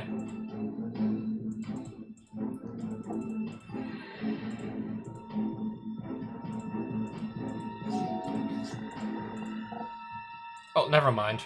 Whenever an opponent discards a card, this gets +2/+2 and gains Fear until end of turn. Oh, that is convenient. The thing I discarded, I can just bring it back with pre-war for more. That is convenient.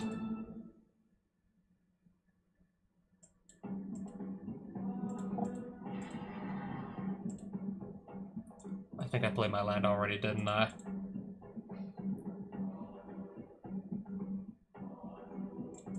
Attack with both of these.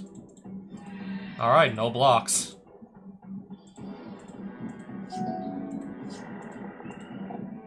Okay, yeah, now I'm discarding. Now I'm discarding the cards. Strangely enough, no attacks. That could have done easily like 6 damage to me and just... Or I could have just simply blocked like so. True, I could have blocked.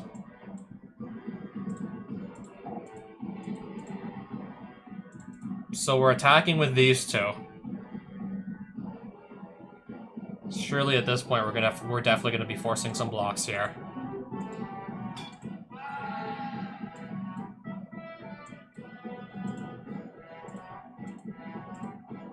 And then I'm just gonna say go. Okay, there's Necrogoyf. At the beginning of each player's upkeep, that player discards a card. I'll just, yeah, give Necrogoyf 2 life. That's fine. He's gonna lose way more than that this turn. Stone Skin. Let's just put 10 toughness on this. Even though that wouldn't be necessary. I've already won the game. Tabernacle of Pendril Vale. A big game hunter. Destroy target creature with power 4 or greater when this enters, and also has madness for single black. We'll keep that. The Haunt of Hightower.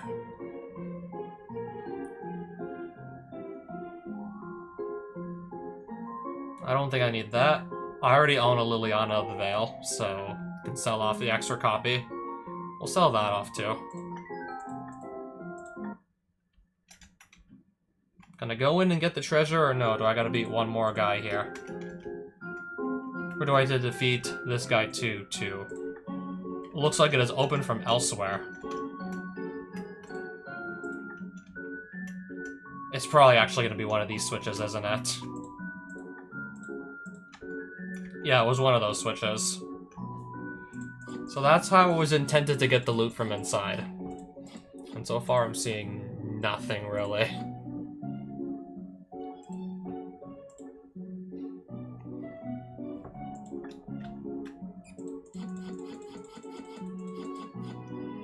Okay, that is new. I'll keep the... I'm always welcome. I'm always willing to take the lands that always come in untapped or are easy to get to come in untapped and make 2 colors of mana. Rare lands that often come in untapped make 2 colors of mana. I'm always welcoming those if I don't have those yet. If I see one of those and I'm like, oh wait, I don't have it yet, I'm always welcome to take it.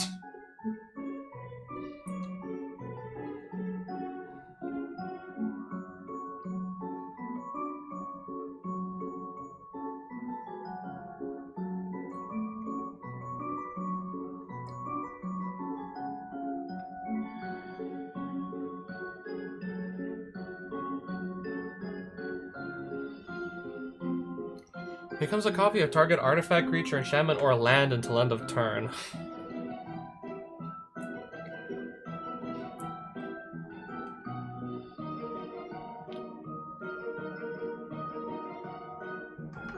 I think I'll just keep the land here and sell the rest back. What's in here? Fire Bowman. You may destroy Fire Bowman to have it deal 1 damage to any creature or player. You have to destroy it to do the 1 damage. Sphere of Reason. Okay, it just prevents damage from blue sources directly to you.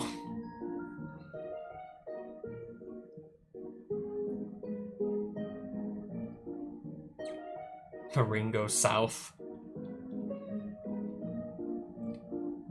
Comes into play tapped. Player with the lowest life total gains control and locks it on Peacekeeper at the beginning of each upkeep.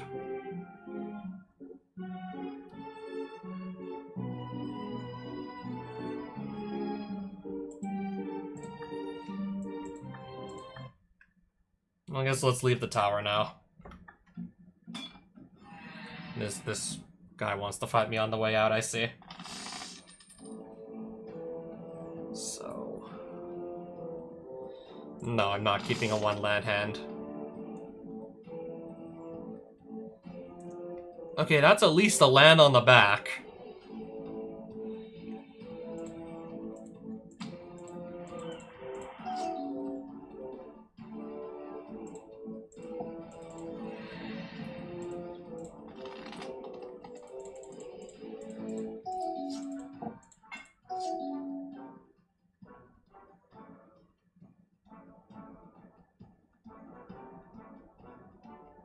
Okay, I see.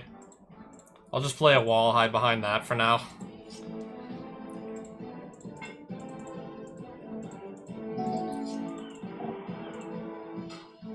Sure. Power toughness, each equal to the number of artifacts you control. Cast my commander. I'll just exile this for free. Attack for 4 there, and then pass. Rest of Relic is a 5/5 golem artifact creature as long as you control 3 or more artifacts. Alright. So it's a 5/5.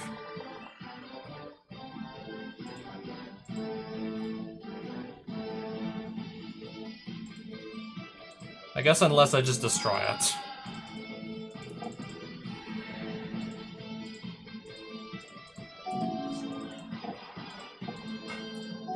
Another Banshee's Blade, but not equipping anything with this yet, apparently. And even then, it doesn't look like he gets another... Even then, it does not look like he gets another turn.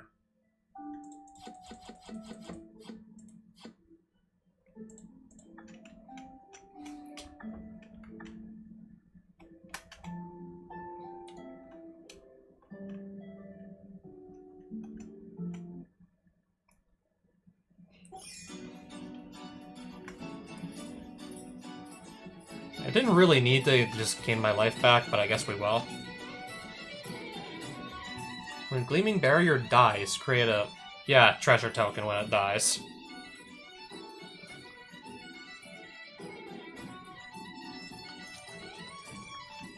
I mean, with my commander that I'm currently playing, I can still attack with that in the meantime. That is assuming I actually have my commander out on the field. take a creature card and remove it from the game. Yeah, increase its toughness, where X is the removed creature's casting cost. 5 mana for this, though.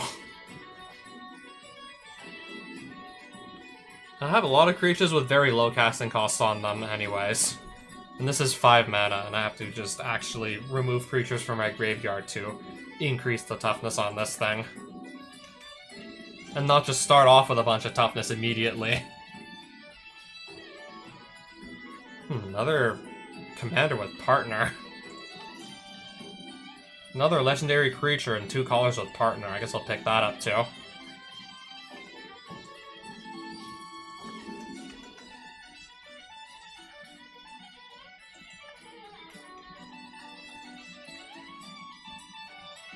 Lake of the Dead.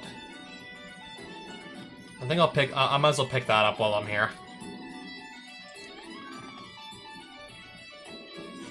I just, like, yeah, spent some mana shards to make more cards show up, and there's a Maze of Ith.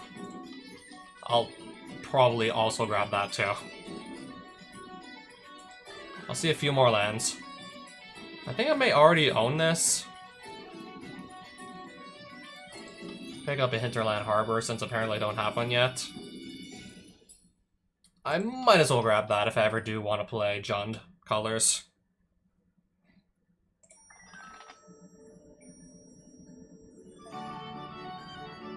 Don't really need anything from this batch of lands, though.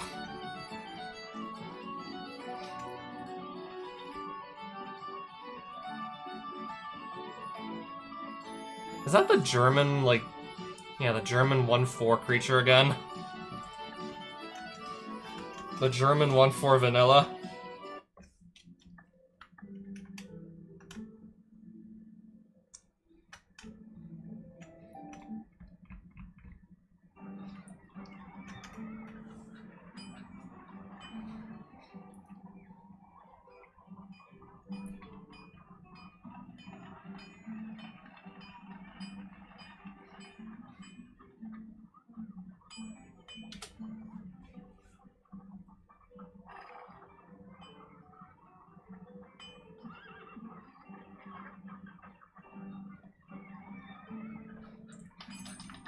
Sure, I don't see why not.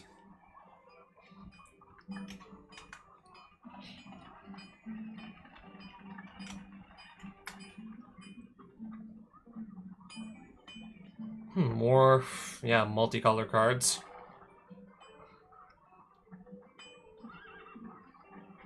Draw X cards and you get half X rad counters. I'm guessing that's bad, right? I'm guessing that's radiation. I'm guessing you don't want the rad counters.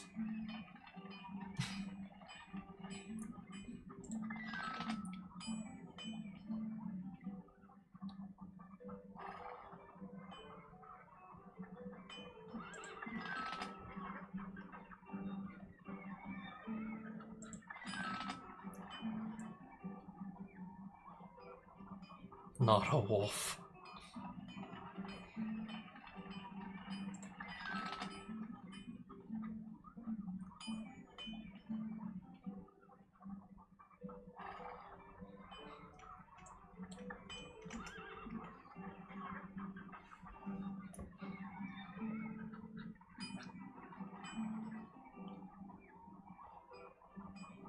Power toughness each equal to twice the number of oil counters on it.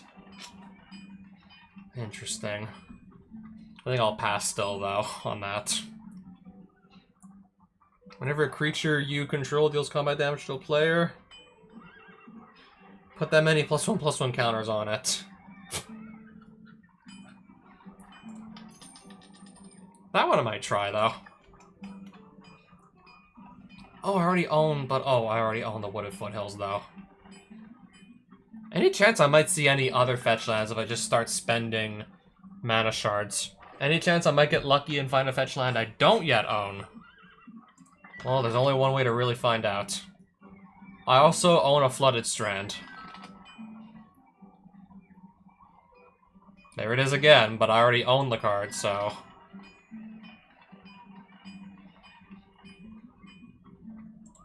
I guess I'll grab this while I'm here. Sure. We'll take that also. Forbidding Watchtower becomes a 1/5 white soldier creature token until end of turn. It's still a land. We'll take that also. Sunbaked Canyon. I can produce two colors of mana with this or sacrifice it to draw a card. Okay, we'll take that too. Add 1 mana of any color. Your opponent gains control of Rainbow Veil. I'll pass on that.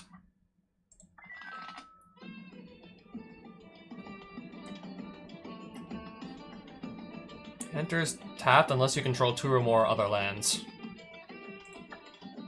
I don't know, I think we picked up enough lands there already for now. Do I have Marsh Flats? I don't believe I own Marsh Flats yet. I don't believe I own a Marsh Flats. So yeah, that I should just grab immediately. I don't own a Marsh Flats, so I'm picking that up immediately here.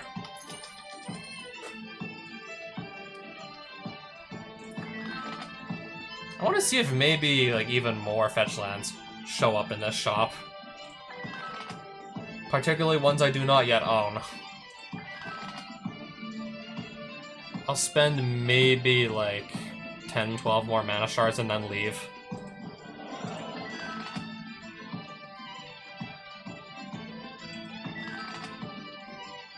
A Triome in Temur colors.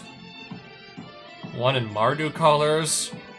I'll pick up the Temur Triome.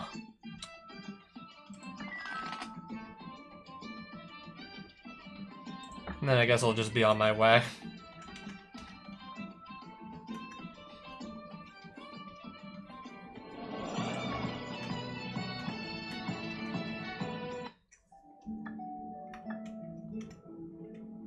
So yeah, Marsh Flats. Can now add that to my collection too. Scratch that off the list of things to get.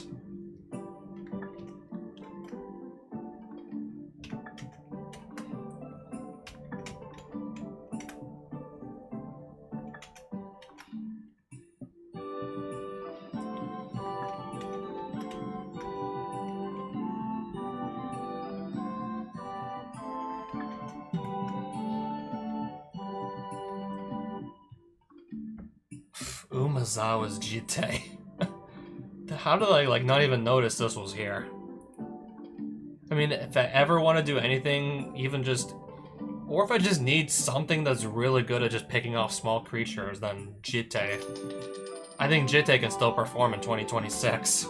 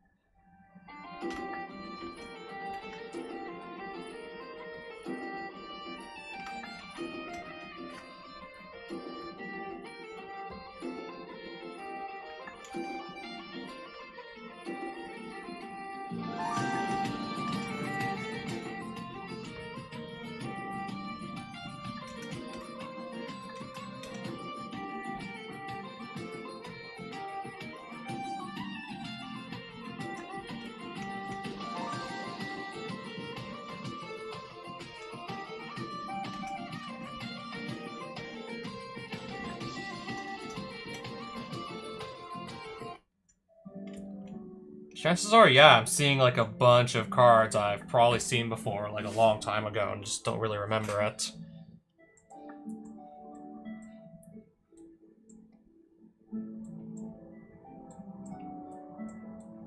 Any chance I might have checked any of these towns out, or no? Because I can't even say I remember for sure. Oh, what is this over here? Okay, just some factory. Alright, let's duel, I guess, some of the enemies that are inside. We'll try this hand.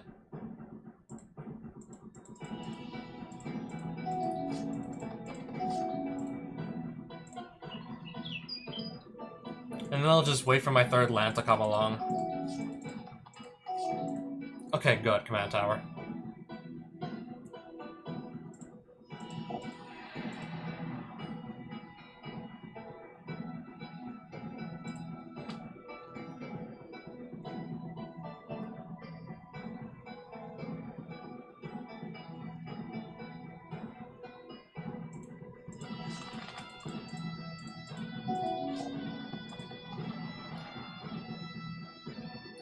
Okay, it's a face down, that's a 2-2, and it also has ward 2. Understood.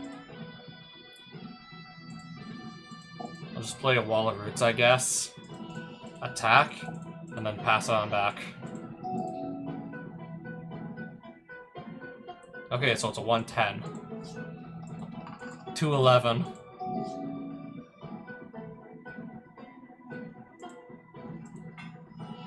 I'll just cast down to remove it.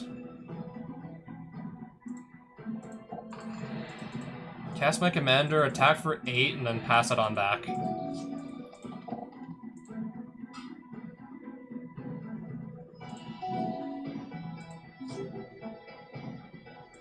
Parallax Wave.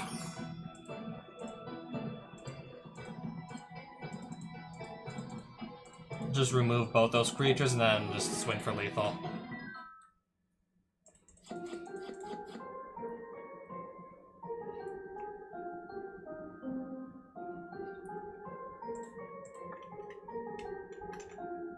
Any good treasure in here?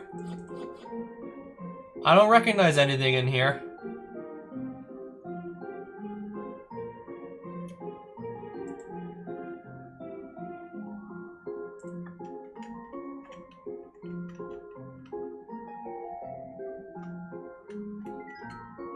And I just try and get back here without a fight.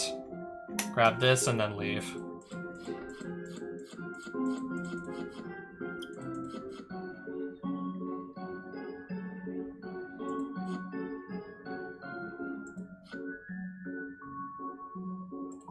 I'll just sell those back too.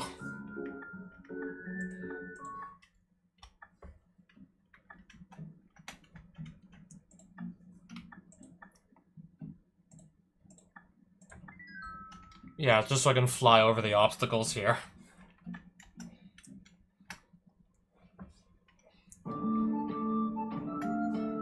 Not sure if I've been to these towns yet. I do not recall.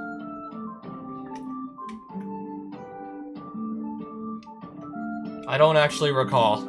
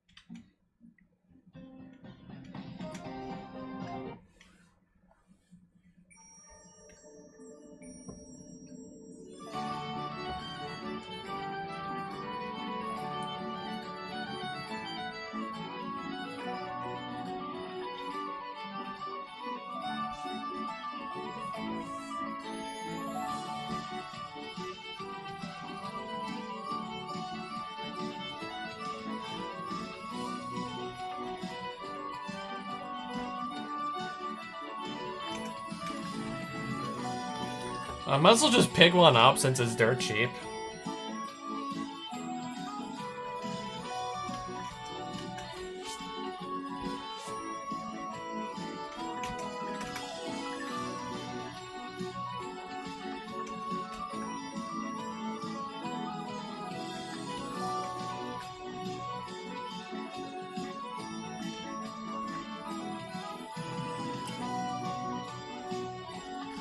I do like that Zealous Conscripts, though. I might as well pick that up while I'm here. Walking Wall. I mean, if it cost less mana and had more toughness, maybe.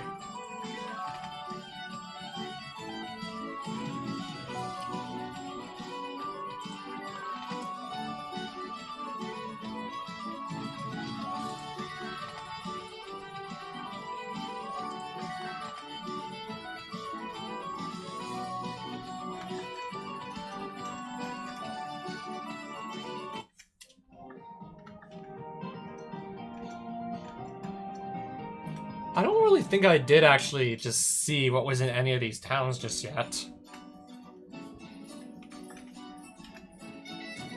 Okay, I guess I actually have been to at least one of these.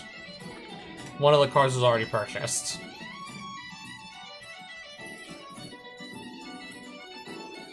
Enters tapped unless you control 2 or more other lands.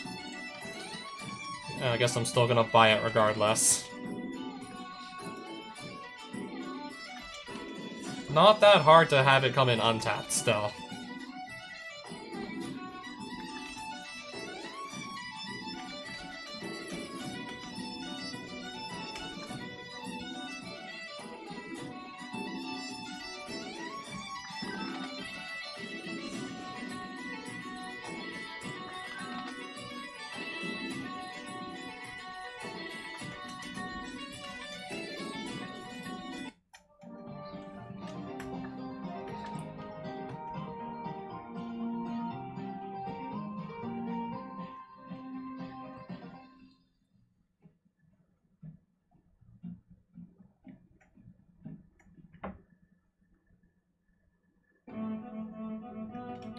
I'm willing to bet here, too, there's a chance I've already visited this town as well.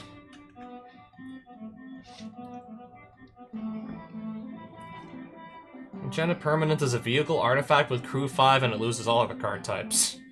Only 1 mana, which is pretty much effectively, yeah, like really neuter one of my opponent's creatures, so I'll take it. Yeah, I'll pick that up.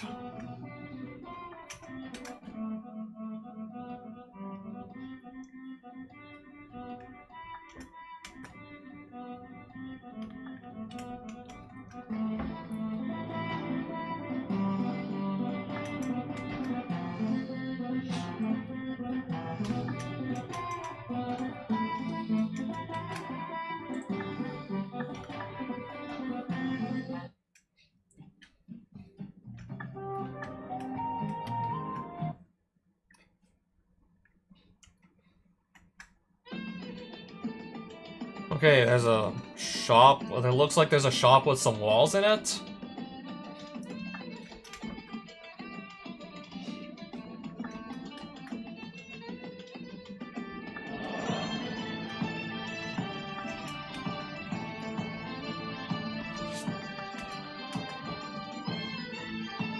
Wall of ice. I'm just seeing what that... Okay, when my opponent plays an artifact spell. I can turn a random land... Well, turn a random land into a 3/3. And put down a 0/6 wall. I want something, like, a lot more interesting than just, I don't know, that. I think we can do, like, a lot more interesting stuff than that.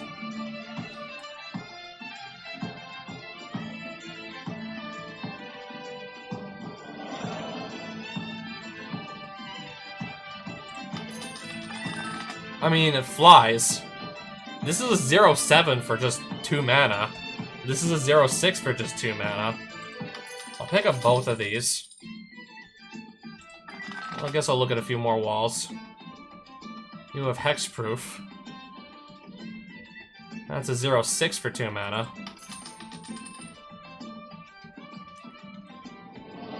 And if I need to protect myself from being targeted by anything, can also protect against non-combat damage, so that too is nice. I already have that.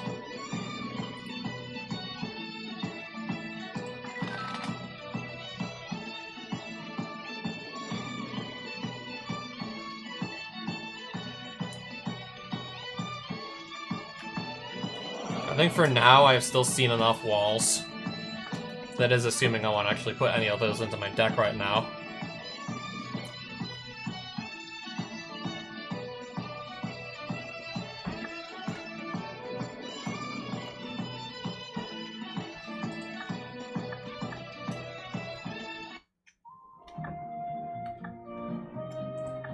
I'm still on somebody's quest here. Yeah, I'm still following somebody's quest here, I don't know, I just wanted to do a bunch of my own things. Okay, so yeah, this is his amulet. Contact Sir Donovan requires 3 mana shards, which I can spend.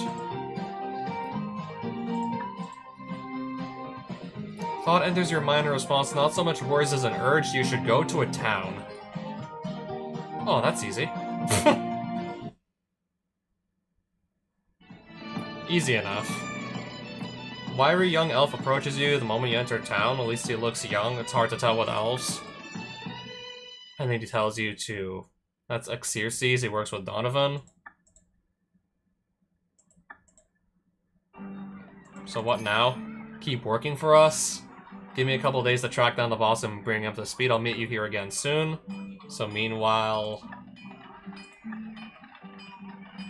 can just do whatever else we want. And to advance that quest line, gotta do 3 other side quests.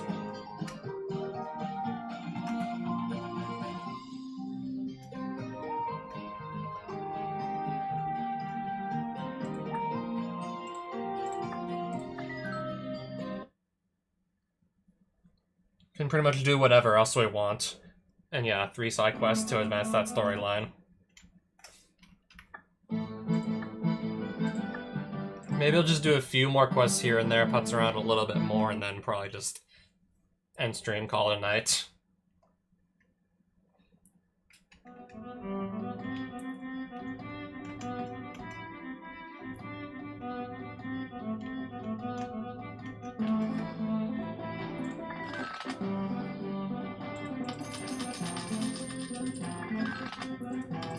I have plenty of money to spare, so I feel like actually just spending some of it and just try my luck with the rare slots and the blue booster packs. Assuming you can still actually get Power 9 cards in the rare slots. Unless the recent update made that like no longer possible, because yeah, Ancestral Recall just randomly being in a random pack might be a little bit busted. Land creature, island fish. Isn't the spell as effect enters the battlefield tap, doesn't untap during your untap step? So it's an island, right? Technically, can a fetch land? I believe a fetch land can technically search this up. So something like Polluted Delta or Flooded Strand, because I can go get any island card. You can go get this, right? I'd literally be able to just go pull this out of my deck. Put it straight onto the battlefield, but anyways. Enters tapped, won't untap normally unless I pay the 2 additional blues, so I guess that's to balance it out. I guess that's to make it technically fair.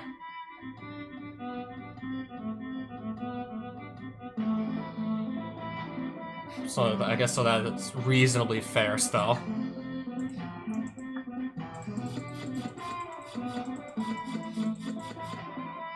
Oh, I already have this though, but nice to see again.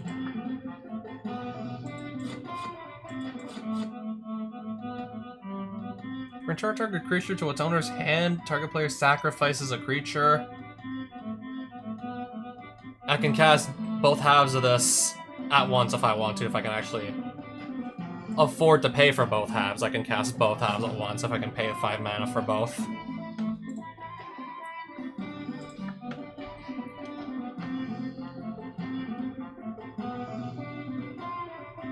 I don't think I'm gonna play this, personally.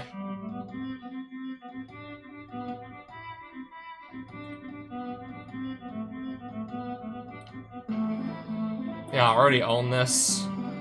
Unless I don't own the version of the card that looks like this.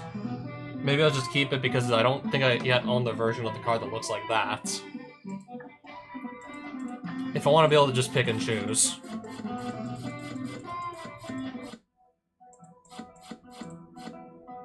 Sauron's Ransom.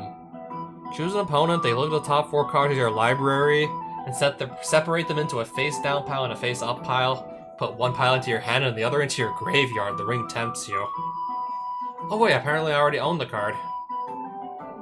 In that case, let's sell the extra copy back.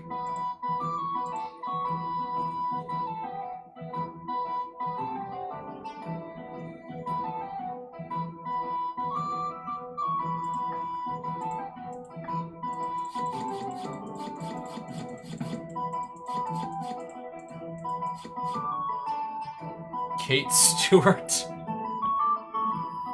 Something about time calendars and paying 8. Ooh, Prairie Stream. I own that too, apparently, also. Tap to add 1 black. You already need 7 mana to cast this. What? Why would we need to produce even more mana once we already got up to, say, like, 7?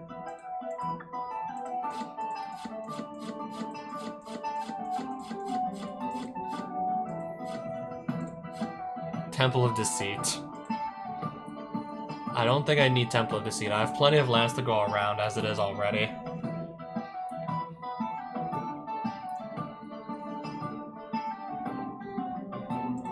I'll keep this because I don't have this variant of Negate yet. I might as well keep it around.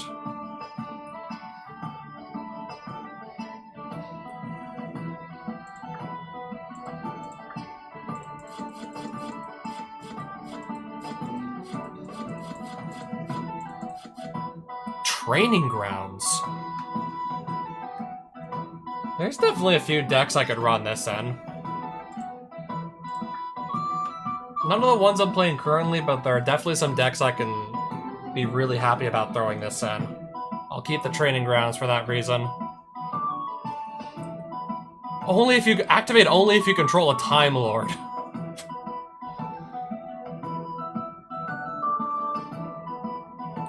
And you gotta somehow get it to 12 time counters.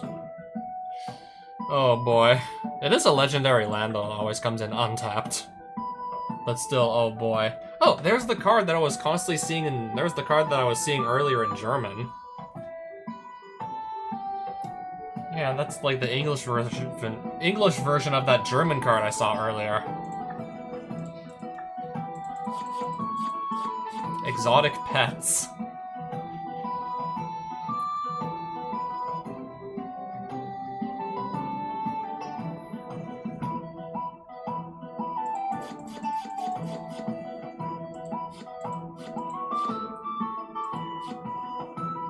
Oh, okay. Apparently I already have this card. Yeah, I think I have it already somewhere in my collection, buried somewhere. I know I also, like, for sure own a Gitaxian Probe. Left walking.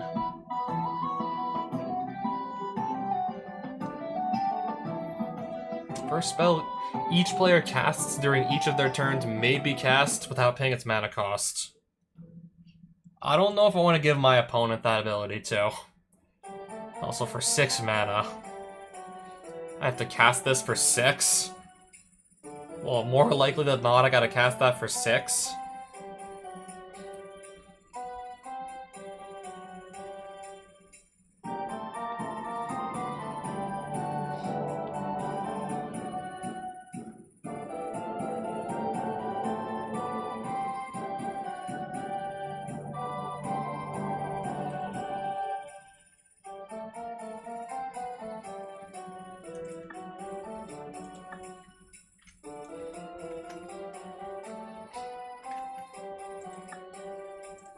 Alright, we're back up just like that. We're back up to 17,000 gold. Plus, I'm sure there's like a bunch of other cards in here that I... Yeah, how many other cards do I even have here that I clearly don't need? Oh, I have 2 versions of Bark Channel Pathway. I guess I'll keep the full art. I'll keep the fancy full art.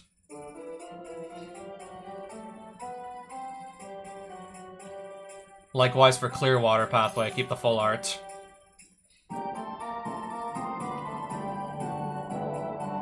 And we still have all these cards. There's still so many things we can... Oh, I have Earthbind still. Did I think I literally just kept this for the art and for the art alone. I think I literally only kept it for the art.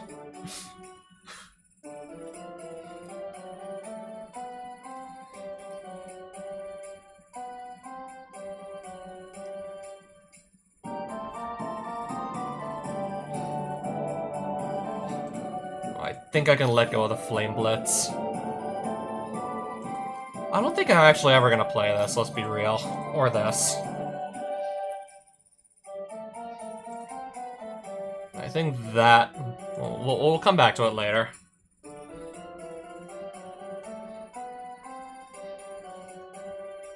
Don't think I need to prevent my opponents from gaining life anymore. We're past, like, a chroma.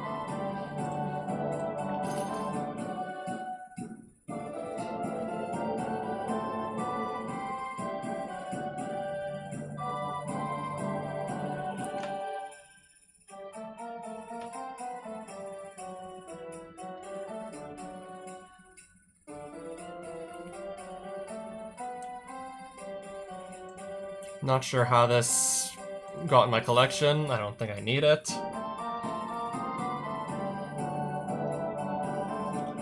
I have a Jace the Mind Sculptor and I'm doing absolutely nothing with it. This used to be like one of the best planeswalkers of all time. It absolutely broke standard back in the day. I don't really see Jace the Mind Sculptor anymore. I don't really see this around anymore. Yeah, I think like power creep is just like really like power creep's a bitch. I don't know what else to say.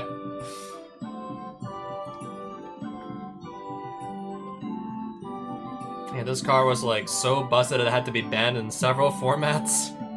To like, it's not that impressive anymore.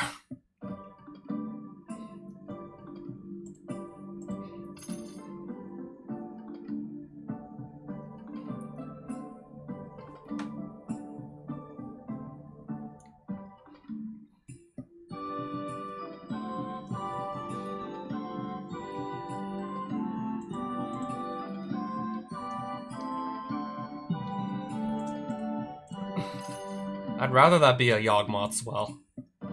Meekstone. I forgot I had Meekstone. That should probably... I probably want to put that into my Felithar deck as well. Yeah, this is basically like a Meekstone on legs.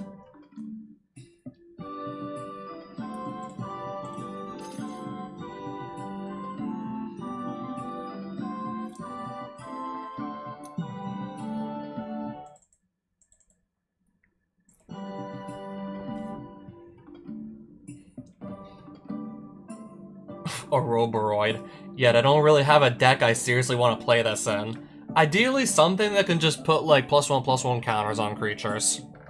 Because that's when it just spirals out of control. Ideally increases power or toughness somehow and then this thing really gets out of hand quickly.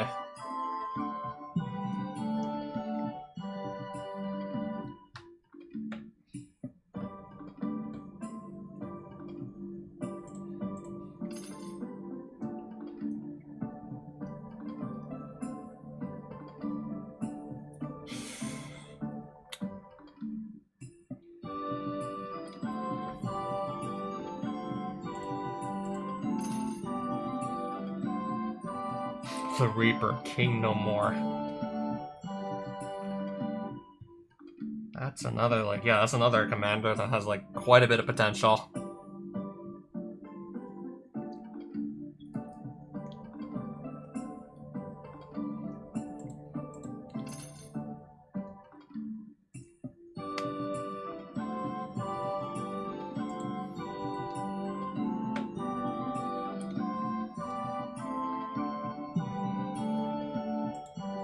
I think I'll just sell this. I don't really feel like letting my opponent also draw a bunch of cards also.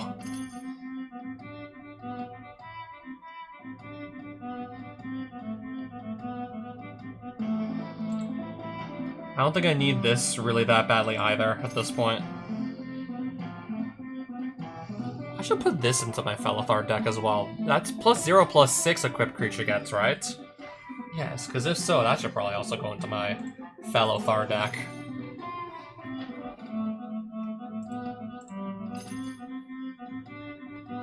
I can't believe I'm doing absolutely nothing with this. All I have to do is control a swamp to literally be able to just play this for 0 mana. I can just pay 4 life instead of paying any mana for this. And I'm doing absolutely nothing with it.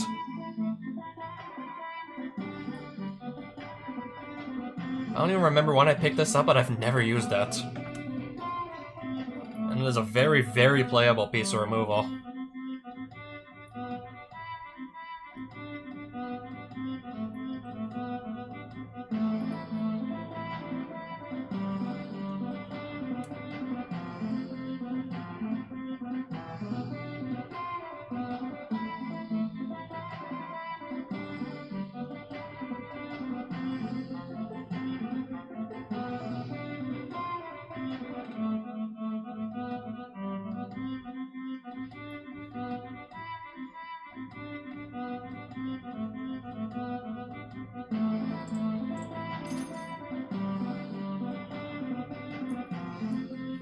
Underground Sea. I want to keep it just so I can have like a choice as to like which version of the card I run.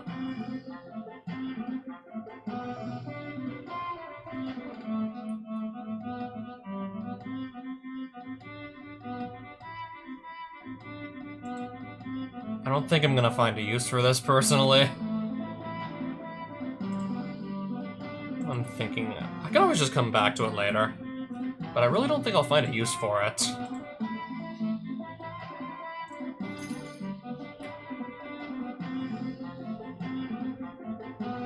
Renin 6, and I'm doing absolutely nothing with that as well.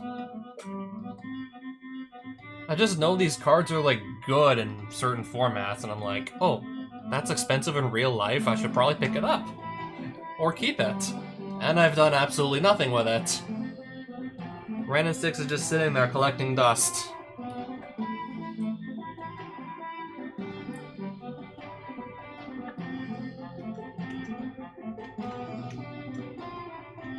Okay, this is where I can get the quest from. Oh, except they don't have anything for me right now.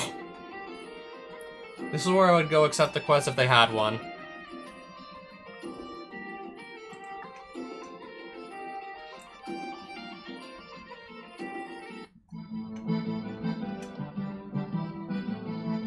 I guess let's try a town nearby.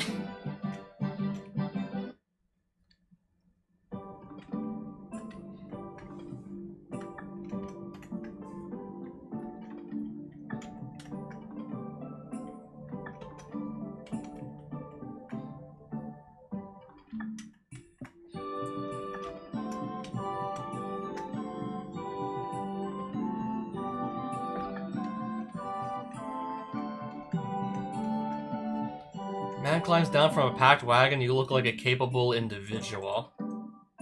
I was hoping you could handle some business for me. We picked a spot to settle down, but it's occupied? Okay, so find a cave and defeat everybody. So, okay. Just clear out a cave somewhere. Okay, it's just literally right next to the town.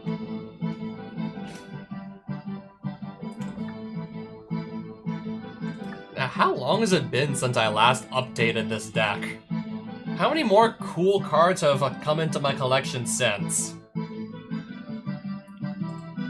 How many more, like, really nice cards have come into my collection since I last played Raffine?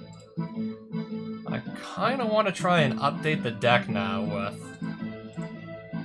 I guess I'll start by putting the fetch lands that I did not yet have into the deck.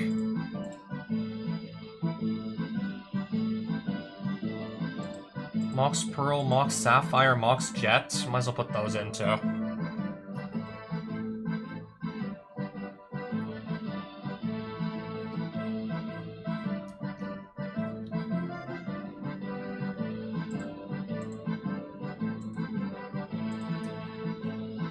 Okay, Wooded Foothills is probably the only fetch line I can't really just chuck in.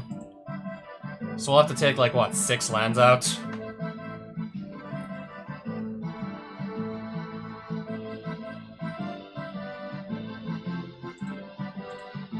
I'm fine with removing that.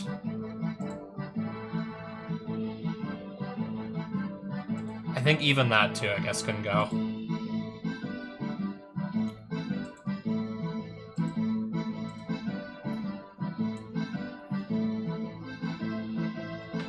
I still gotta remove 3 more lands.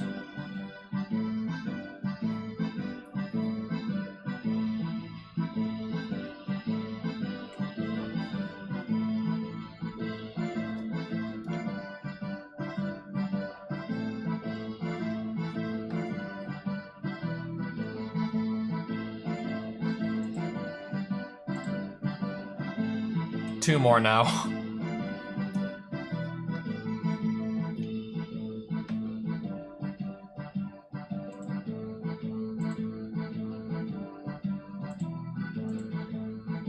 Question is, which ones? Which ones will they be?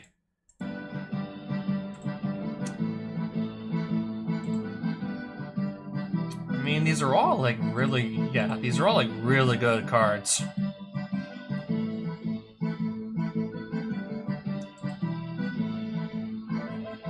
I guess maybe that can go.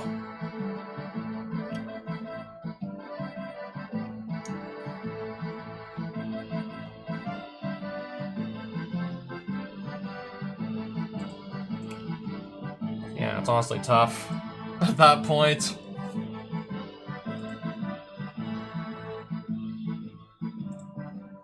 It's honestly tough to decide.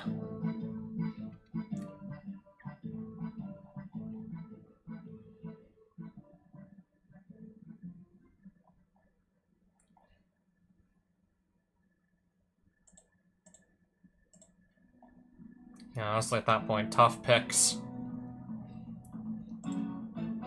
Yeah, I feel like I still definitely want to keep this around. If I'm trying to just put as many like creatures onto the battlefield as possible, we'll keep that around.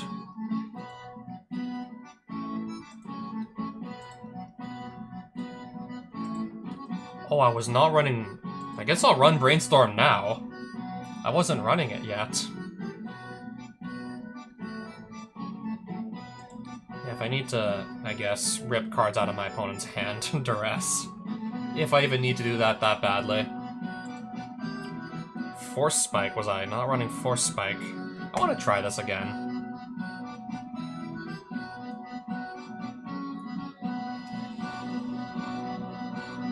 Mystical Tutor. I'm probably gonna for sure put that. For sure I'm gonna put that in. Must have not had Preordain before. When I was initially putting the deck together.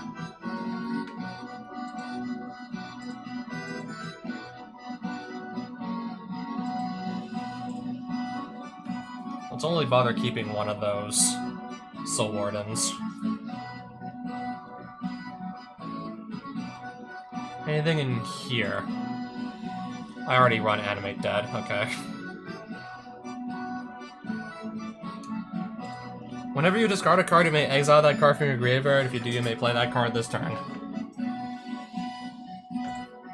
Well, Rafine's discarding a lot of cards from my hand, so I think that should go without saying. I should at least give that I should at least consider that as an option.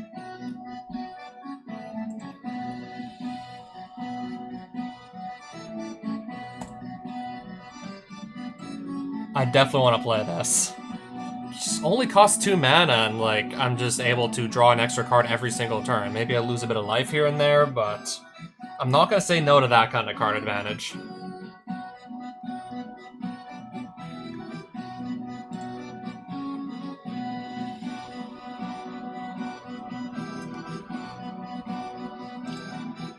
Dismember, I'm probably also just gonna put in as well.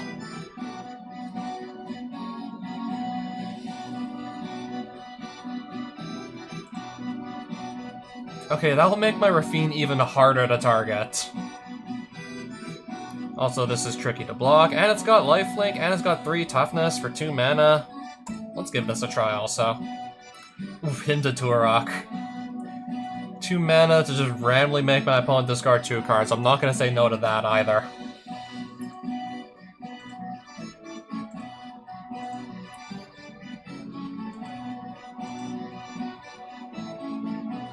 Want to copy something good with Phantasmal Image? Let's see what else we got we can play. Snapcaster Mage. A lot of good instants and sorceries I can flashback with that, so yes. Maybe Spider-Woman? Whenever another permanent leaves any permanent leaves the battlefield.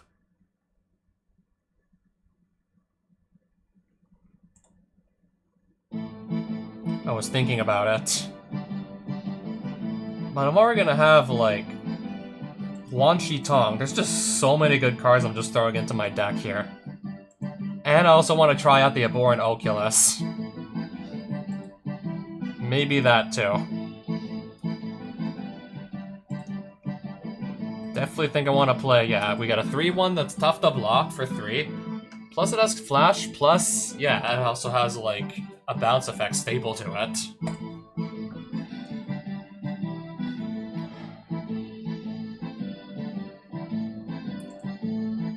Apparently I wasn't playing Frantic Search. Did I not have it when I was initially putting the deck together? Maybe I never had it at first. If I wasn't trying to, like, I don't know, revive stuff from my graveyard, I'd play Necropotence. If I wasn't trying to do that with this deck.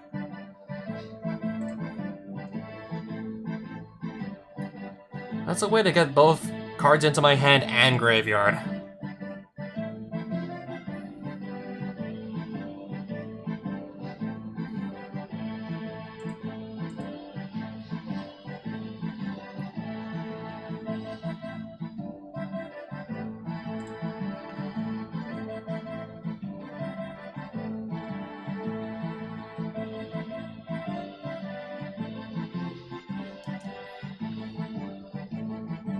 So if the creature that I bring back with this dies, I can just recast this again later.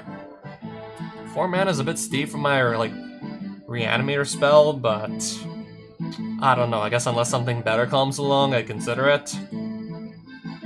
Dread Return. Flashback, sacrifice 3 creatures. If I get this in my graveyard, I can still cast it from there too, if I don't mind sacrificing a bunch of creatures. I'll consider that as an option as well. At this rate, I think I'll just go cut a land and put this in also. Cut another land and put in something that's a land, put in the kill spell that's a land on the back.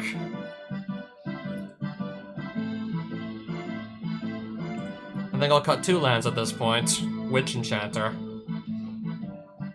If that ends up in my graveyard, and I'll probably control an island, all my creatures will have flying. I like the sound of that too.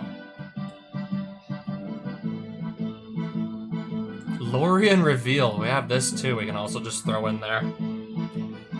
Clearly at this point I'm gonna have so many cards to cut.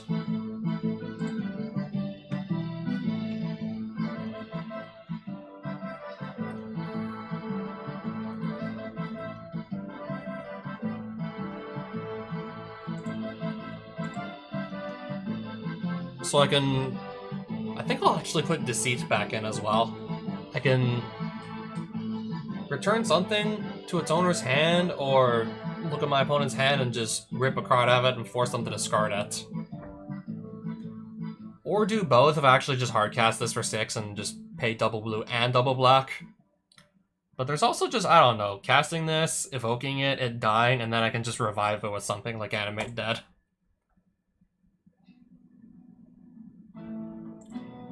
Lord of Change. When this enters the battlefield, draw 3 cards. And then it'll just be up to me to get it into the graveyard and bring it back from the graveyard. Archon of Cruelty. And then we also have this too we can try and just bring back from the graveyard as well. Now, if you don't mind me, I'm gonna have to go cut some cards to make this work.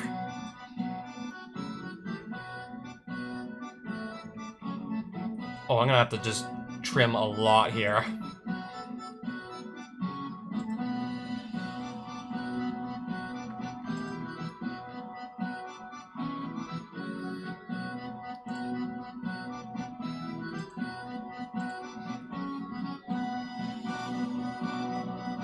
Yeah, I'm gonna have to take a lot out of here at this point. There's no getting around it.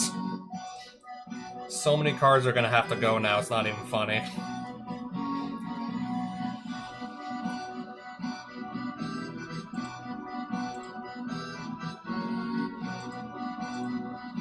I'll just use this instead if I need to just, I don't know, wipe the board. Or even Living Death. that could do it too.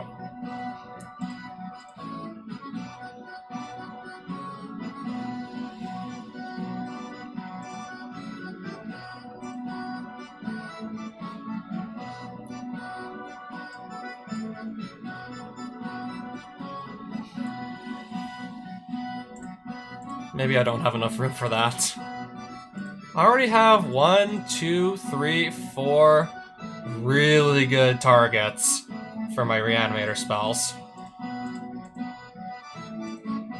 I guess these guys too. I'll cut that. I'll keep the troll around and I'll keep the Lorien revealed. This too can just easily, like, yeah, discard itself, and then I can just animate dead, bring it back.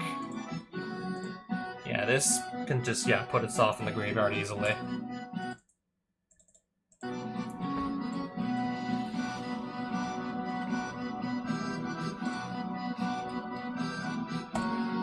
I'll take that out in favor of Deceit, I guess.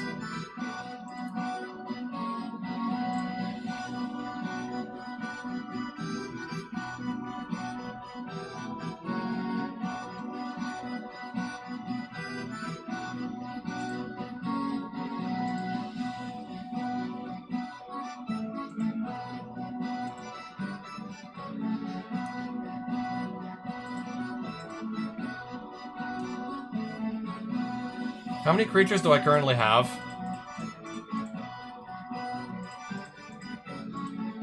33.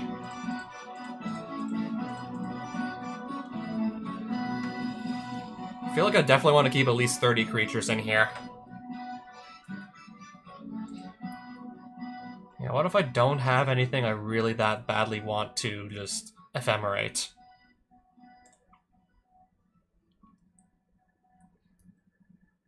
And it's like, yeah, then what?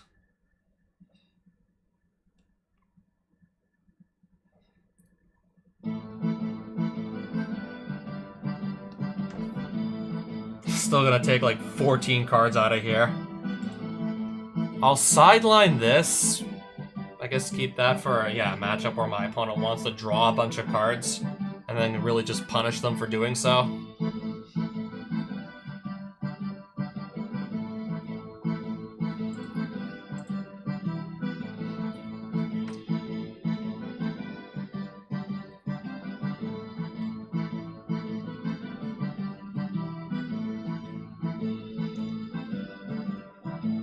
Mox, Jet, Mox, Pearl, yeah, Mox, Sapphire, and then the rest of these are probably just land cards. Yep.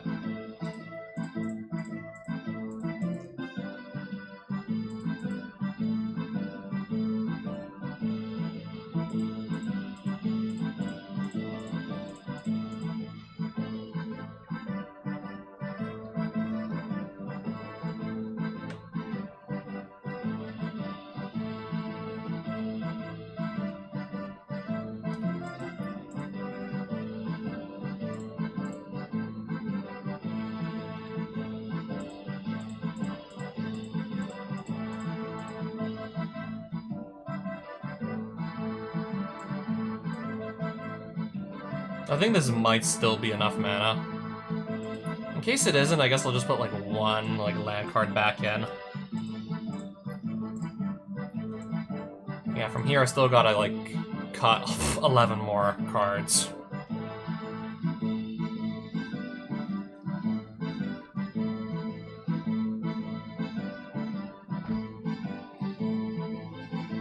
Yeah, easier said than done.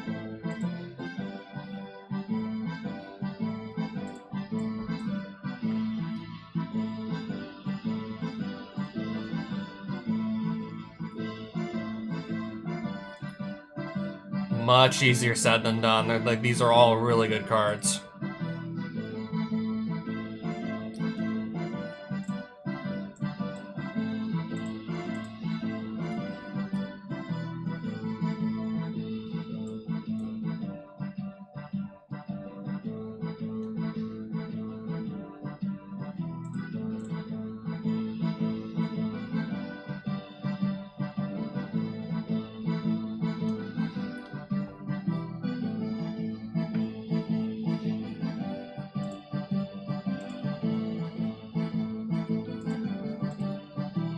Yeah, I'm having a really hard time deciding what stays and what doesn't at this point.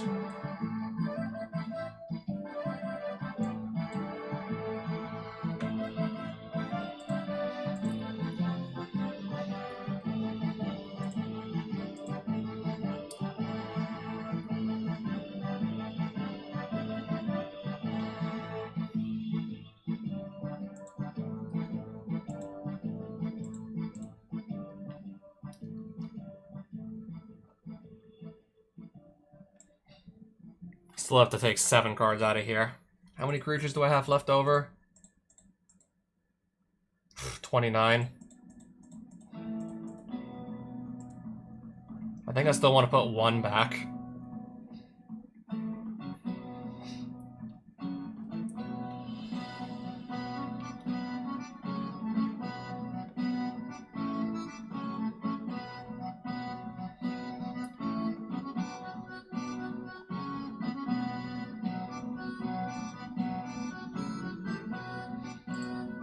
Want to get my stuff.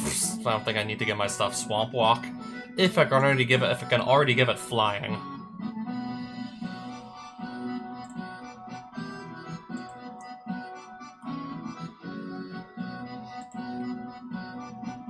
That only hits stuff with power 4 or greater.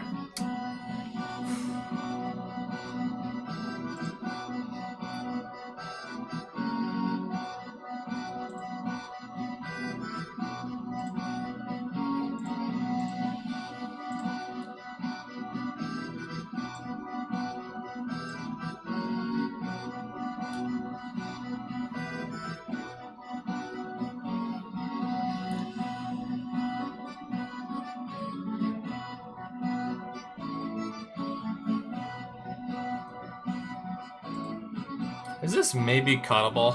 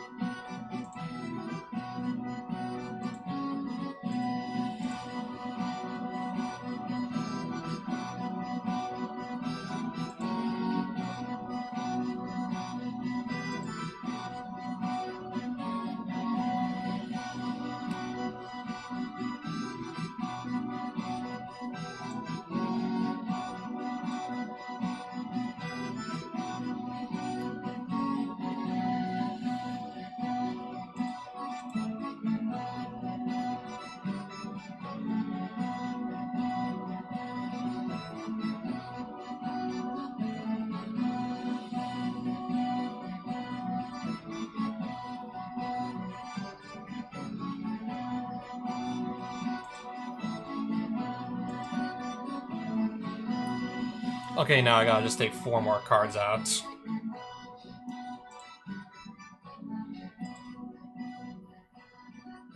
I think I'll also just cut Lily. Yeah, I know that sounds crazy, but I'm having a hard time deciding what stays, what doesn't.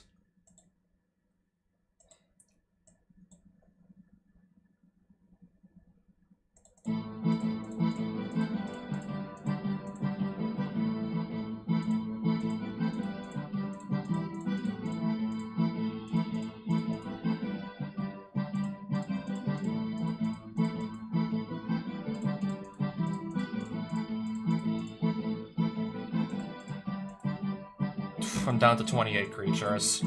I don't want to touch the creatures anymore at this point.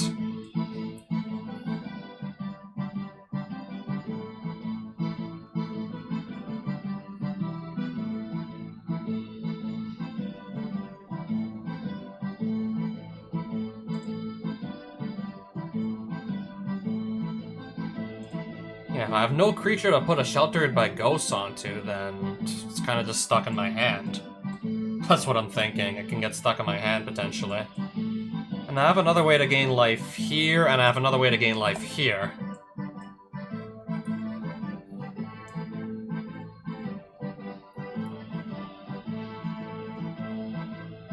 That can cycle itself, that can cycle itself. This is a land on the back, so is this.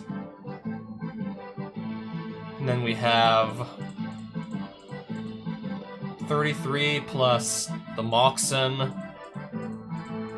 I think I could just cut a land and be fine. Might have... Or I cut this.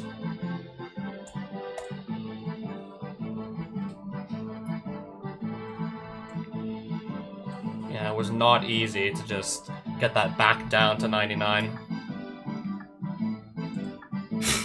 I spent an ungodly amount of time just doing that. And I still want to go in the cave and start clearing everybody out. Oh, I gotta just defeat one Mimic, that's it.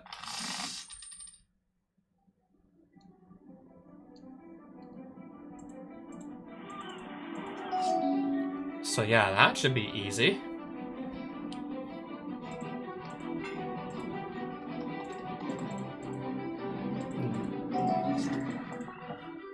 I gotta defeat, yeah, one Mimic, that's it.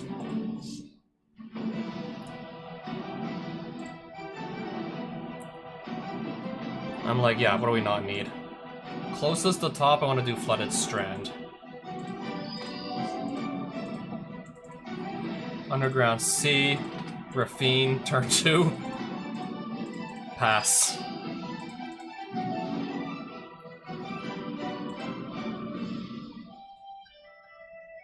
Target opponent puts the top 13 cards of their deck. Okay, so he used this on me?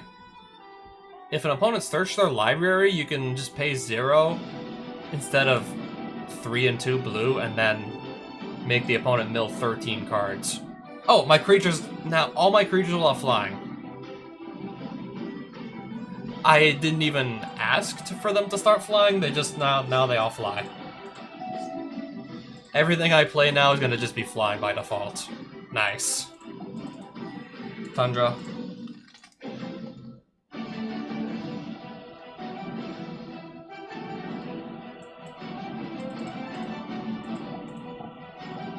Nemesis Trap. Exile target attacking creature. If a white creature is attacking, oh, of course.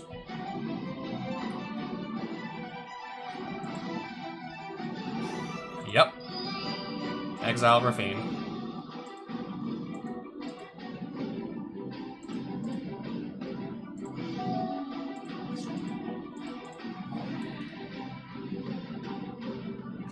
In response, yeah, Gifts Ungiven. Where's Grizzlebrand?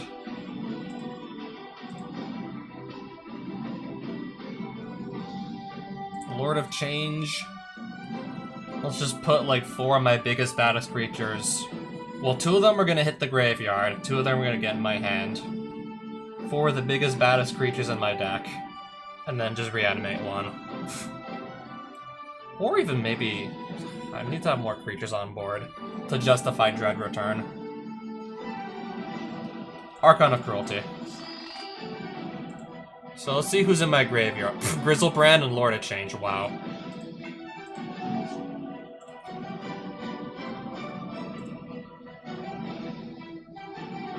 Animate Dead. Grizzlebrand.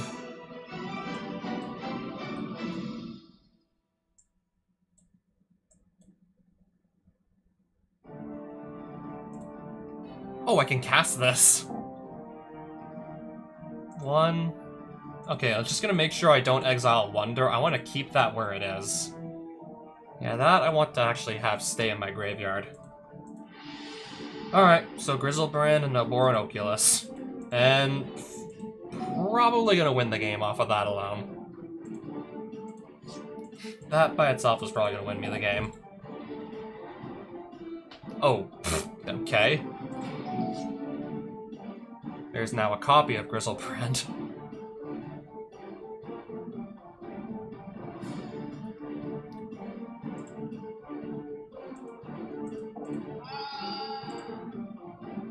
I'll see how I get rid of the copy of Grizzlebrand now. I'm sure I'll come up with something. If I was able to cheat that at the play, then that would do it for sure.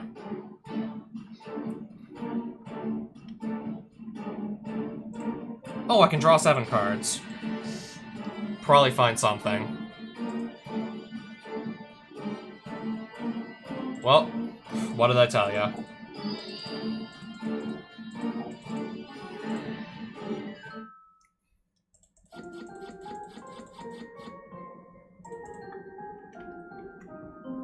I guess I can go back and... Can I just go back and claim my reward?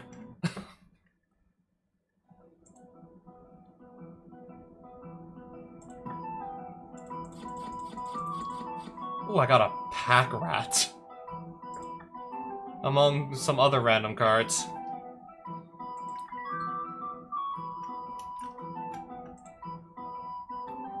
There's likely a necromancer at work here. Corpses lay on the ground. The problem is they won't stay down. Attack quickly while some of the corpses are still down.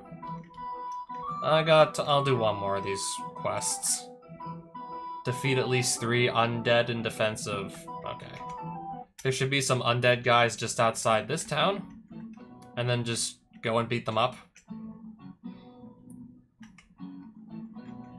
Let's just wait for them to spawn in, I suppose.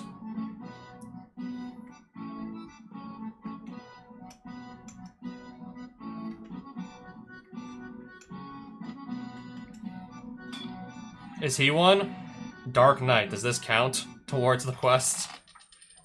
Will this guy count?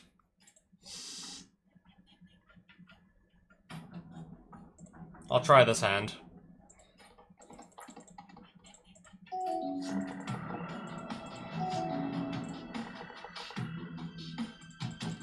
Now, ideally, just find the lands that can make blue. If I can't, then I might be in trouble.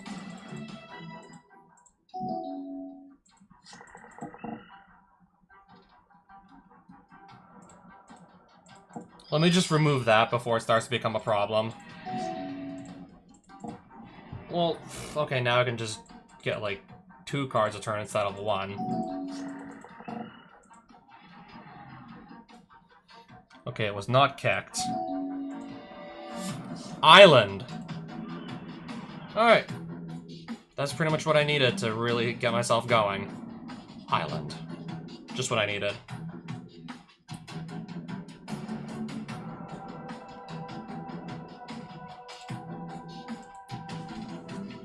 So now I'm kind of just thinking what I would do with that.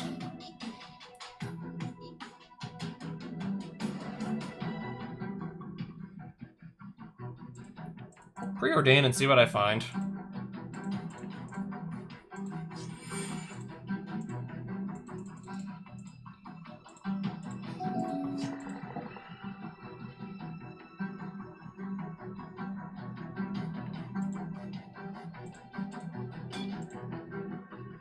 Cannot be blocked with 1 creature's you've menace.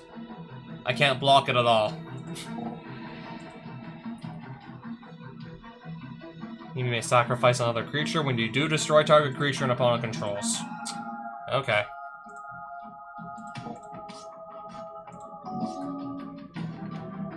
If I just can, yeah, make it 1 more turn, I'll just drop a nice fat living death and probably just win the game off of that.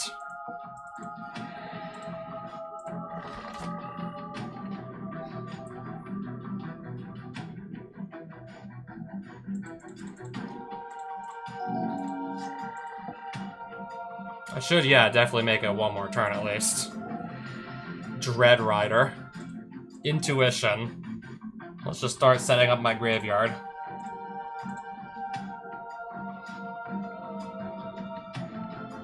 Take 3 of my biggest, baddest creatures. And see, yeah, 2 of them hit the graveyard. So I started on 31, now I'm on 15. Okay, 14 life. Yeah, we only lost like 17 life, and now this is gonna be like an absolutely crazy living death.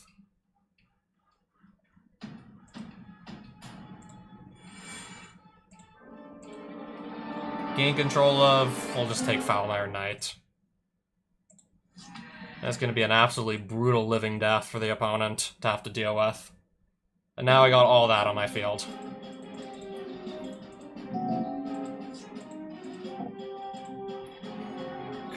Okay, 1 night.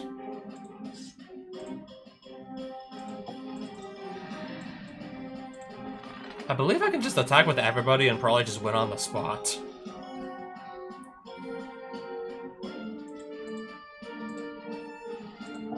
Well, he has to sacrifice his creature before he can even attempt to block. And lose 3 life. And then... This is 14 exactly. No, never mind. It seemed to have been 16.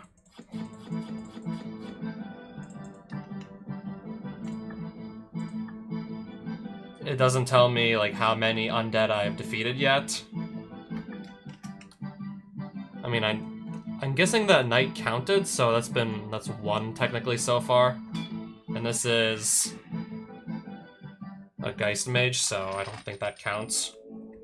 I'm guessing he doesn't count, right?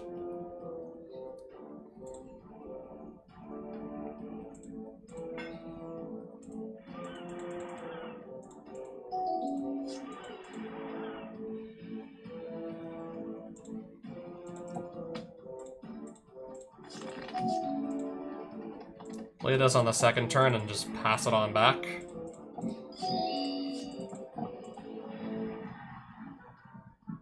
Okay, sure.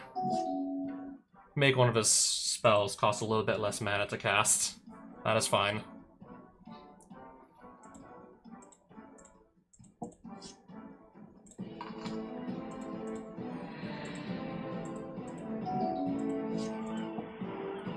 I'll let that hit me. I'll let him cast another of these. Okay, my intuition still goes through.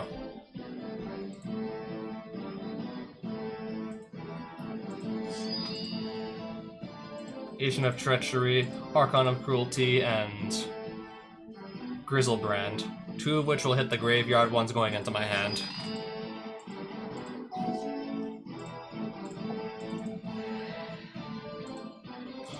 I guess I'll just take a basic island at that point. Should be fine.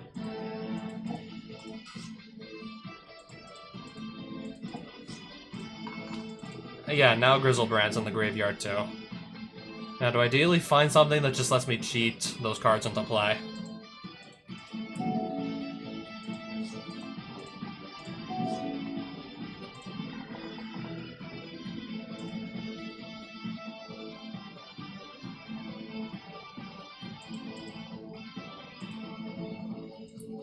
I think we'll just delve 5 cards.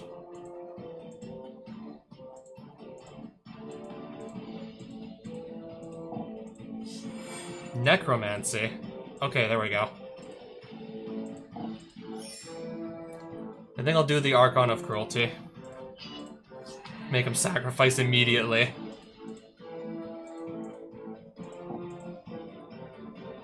I'll put some counters here. Discard and discard. Alright, I got 1 turn to get rid of Archon of Cruelty. And it doesn't look like you have it, right? Doesn't look like you got it, right?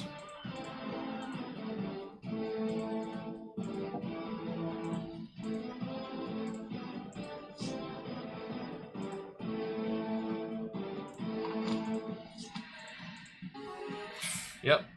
Let's just blow him out with Archon of Cruelty. Alright, so where are, like, more of the undead guys that I actually have to fight?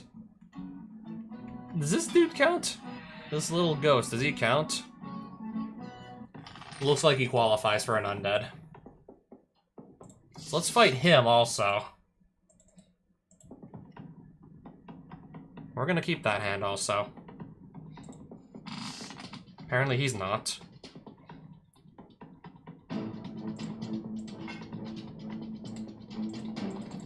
I'll play Rafina on turn 2, I guess. And then kind of just go from there.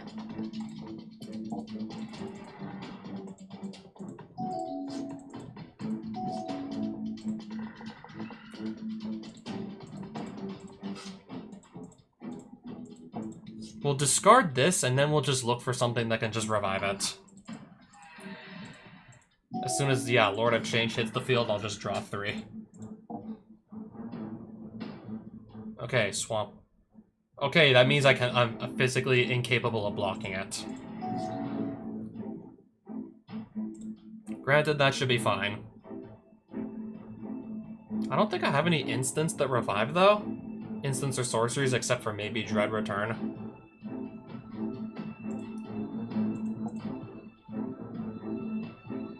That could bring something back, but I think that's all I have that could. Living Death, if I want to just revive a bunch of creatures at once.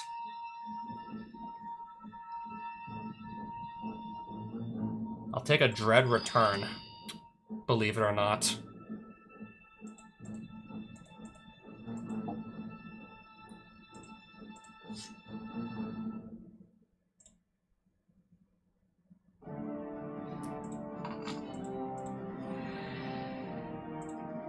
I'll just cast it. 4 mana. I mean, I'm still getting a really good deal. A 6/6 with Flying Ward 3, and I just drew 3 cards. I still get a really good deal there, regardless.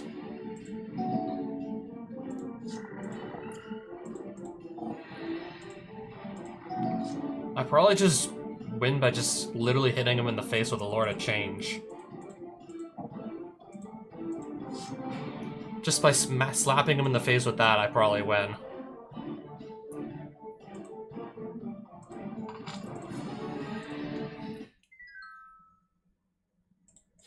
Alright, I see a skeleton. We're probably gonna chase that down, too.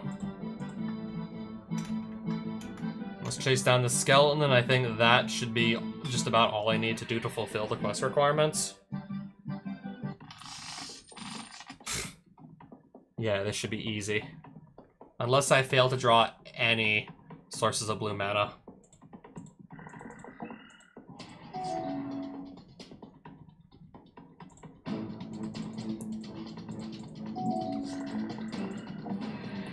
Walking Dead. Summon Walking Dead. Alright, I guess I'll sit on this and pass. Hide behind that. Kind of just pass.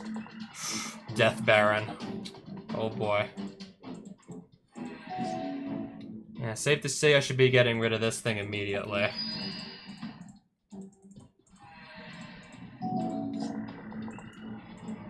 Just for him to play another.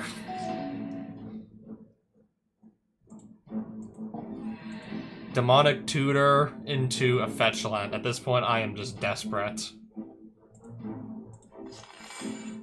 I am absolutely desperate to have access to my 3rd color.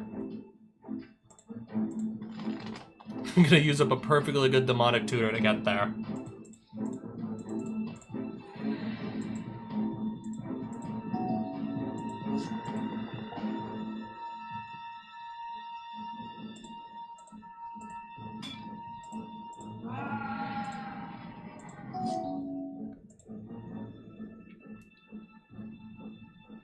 Alright, now can we just deal with the rest of the creatures on board? I'm sure I can, yeah, come up with something.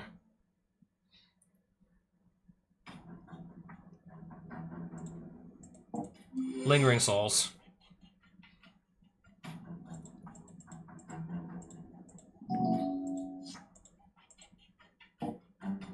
Attacking with everybody still.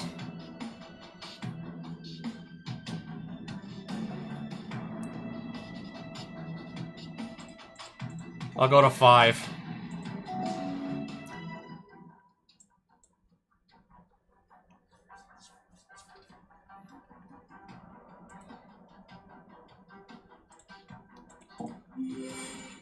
There's a few more tokens.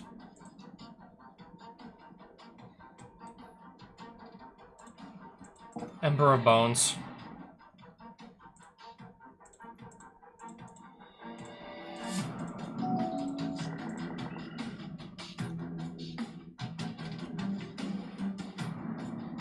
So just those 2, right?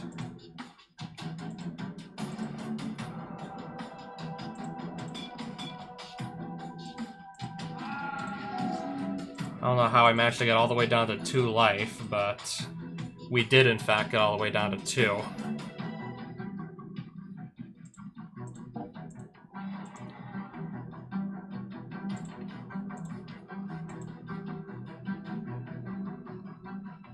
Yeah, so he's at 9. I'm stuck at only 2 life, though.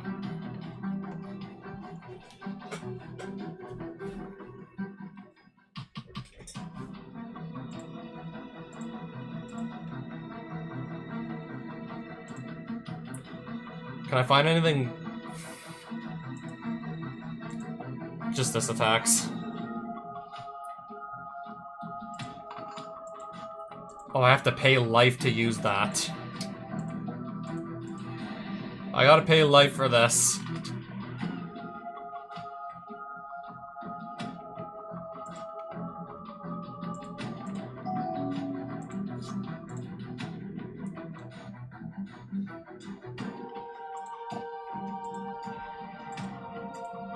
Since I can't actually make mana with this anymore.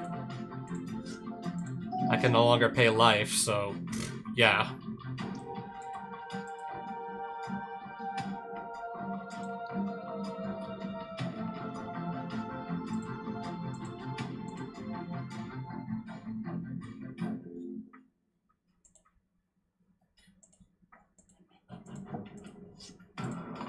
So that's now my graveyard.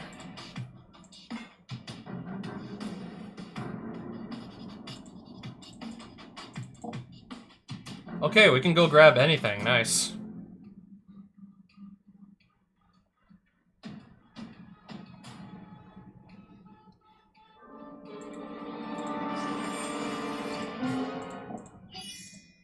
I don't know how I ended up getting all the way down to 1 life, but if this sticks around, then I got nothing to worry about.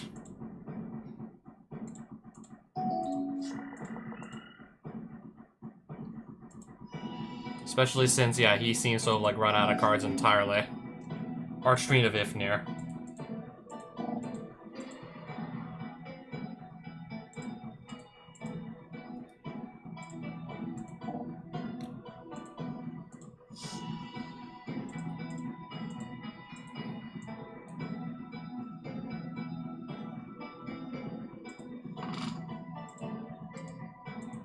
Alright, now just like that, all his creatures are dead. All mine now fly. And Zenu's gonna come back. There we go. When this creature enters, look at target opponent's hand. You may exile a non-land card from it until this creature leaves the battlefield. Alright, this is basically... Oh, and it has life. If I need to also gain life, that's technically another way to do it. Tricky to block as it flies. Also can gain you a bit of life. And just, yeah, rip a card out of their hand.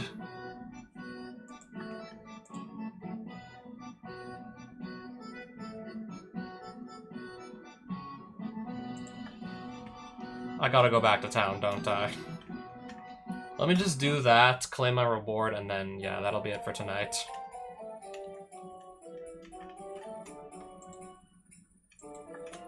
Oh, have I not? I thought for sure I did defeat, like, 3 undead by now. I thought that was all of them.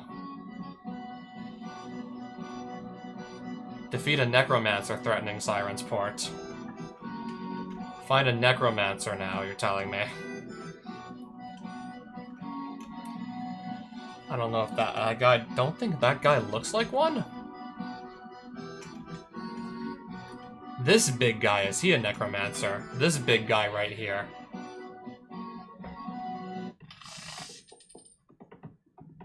Or is he somebody else entirely? Even if this is not the guy I need to beat, yeah, I'll just probably remember for the next time I go live with this to finish that quest that I started.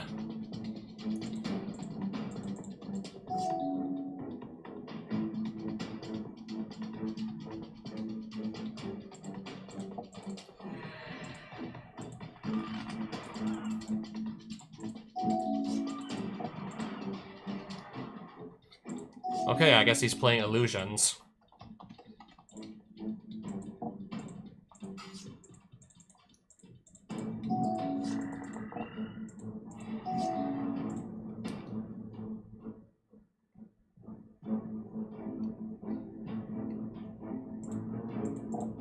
Play Rafine.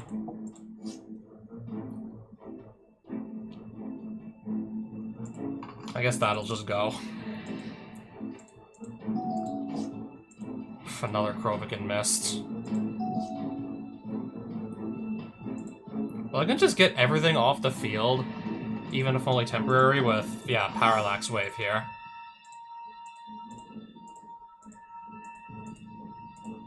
Yeah, this should definitely slow him down quite a bit. And then in the meantime, I guess just fill up the graveyard with creatures, then I can just Living Death bring them all back.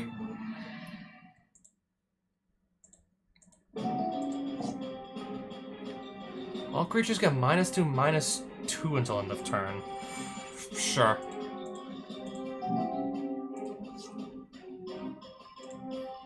Play this as a land.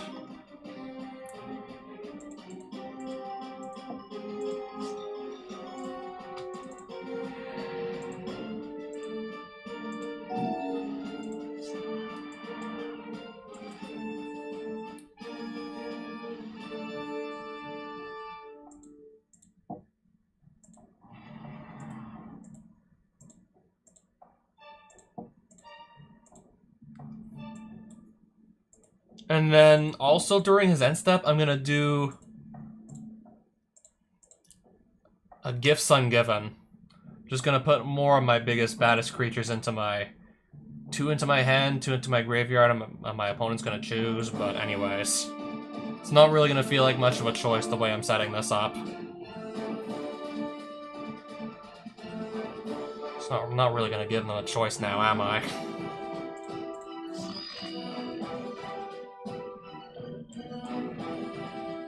All the creatures that were exiled under this are coming back.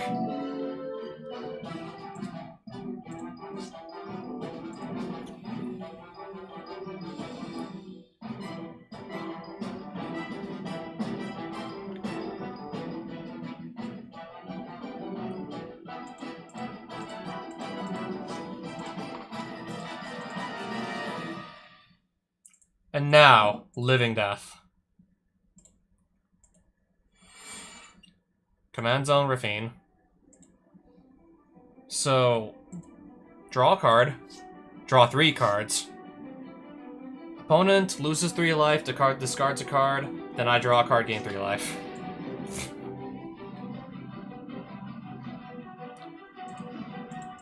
Mother of Runes. Alright, choose 3 cards to discard. Alright, now all my stuff is gonna have flying. Literally everything is gonna absolutely all my creatures are gonna have flying. Even though a lot of them, yeah, already have it to begin with.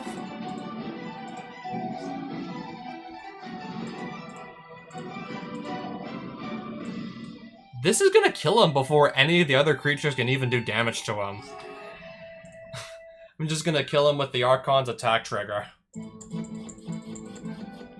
Okay, a bunch of illusion cards. Also a Drowned Catacomb.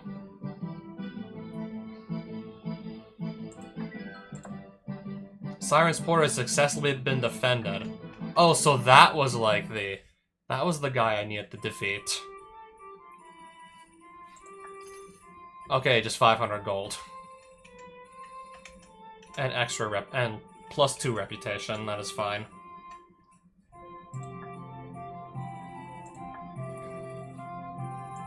So yeah, the deck is still doing, like, yeah, the usual things it does. Yeah, I made a few changes here and there. I still have yet to see, like, am I really gonna need this that badly? What cards am I gonna want to keep? What am I gonna get rid of? So yeah, this is now the current state of the Raffine Scheming Seer deck.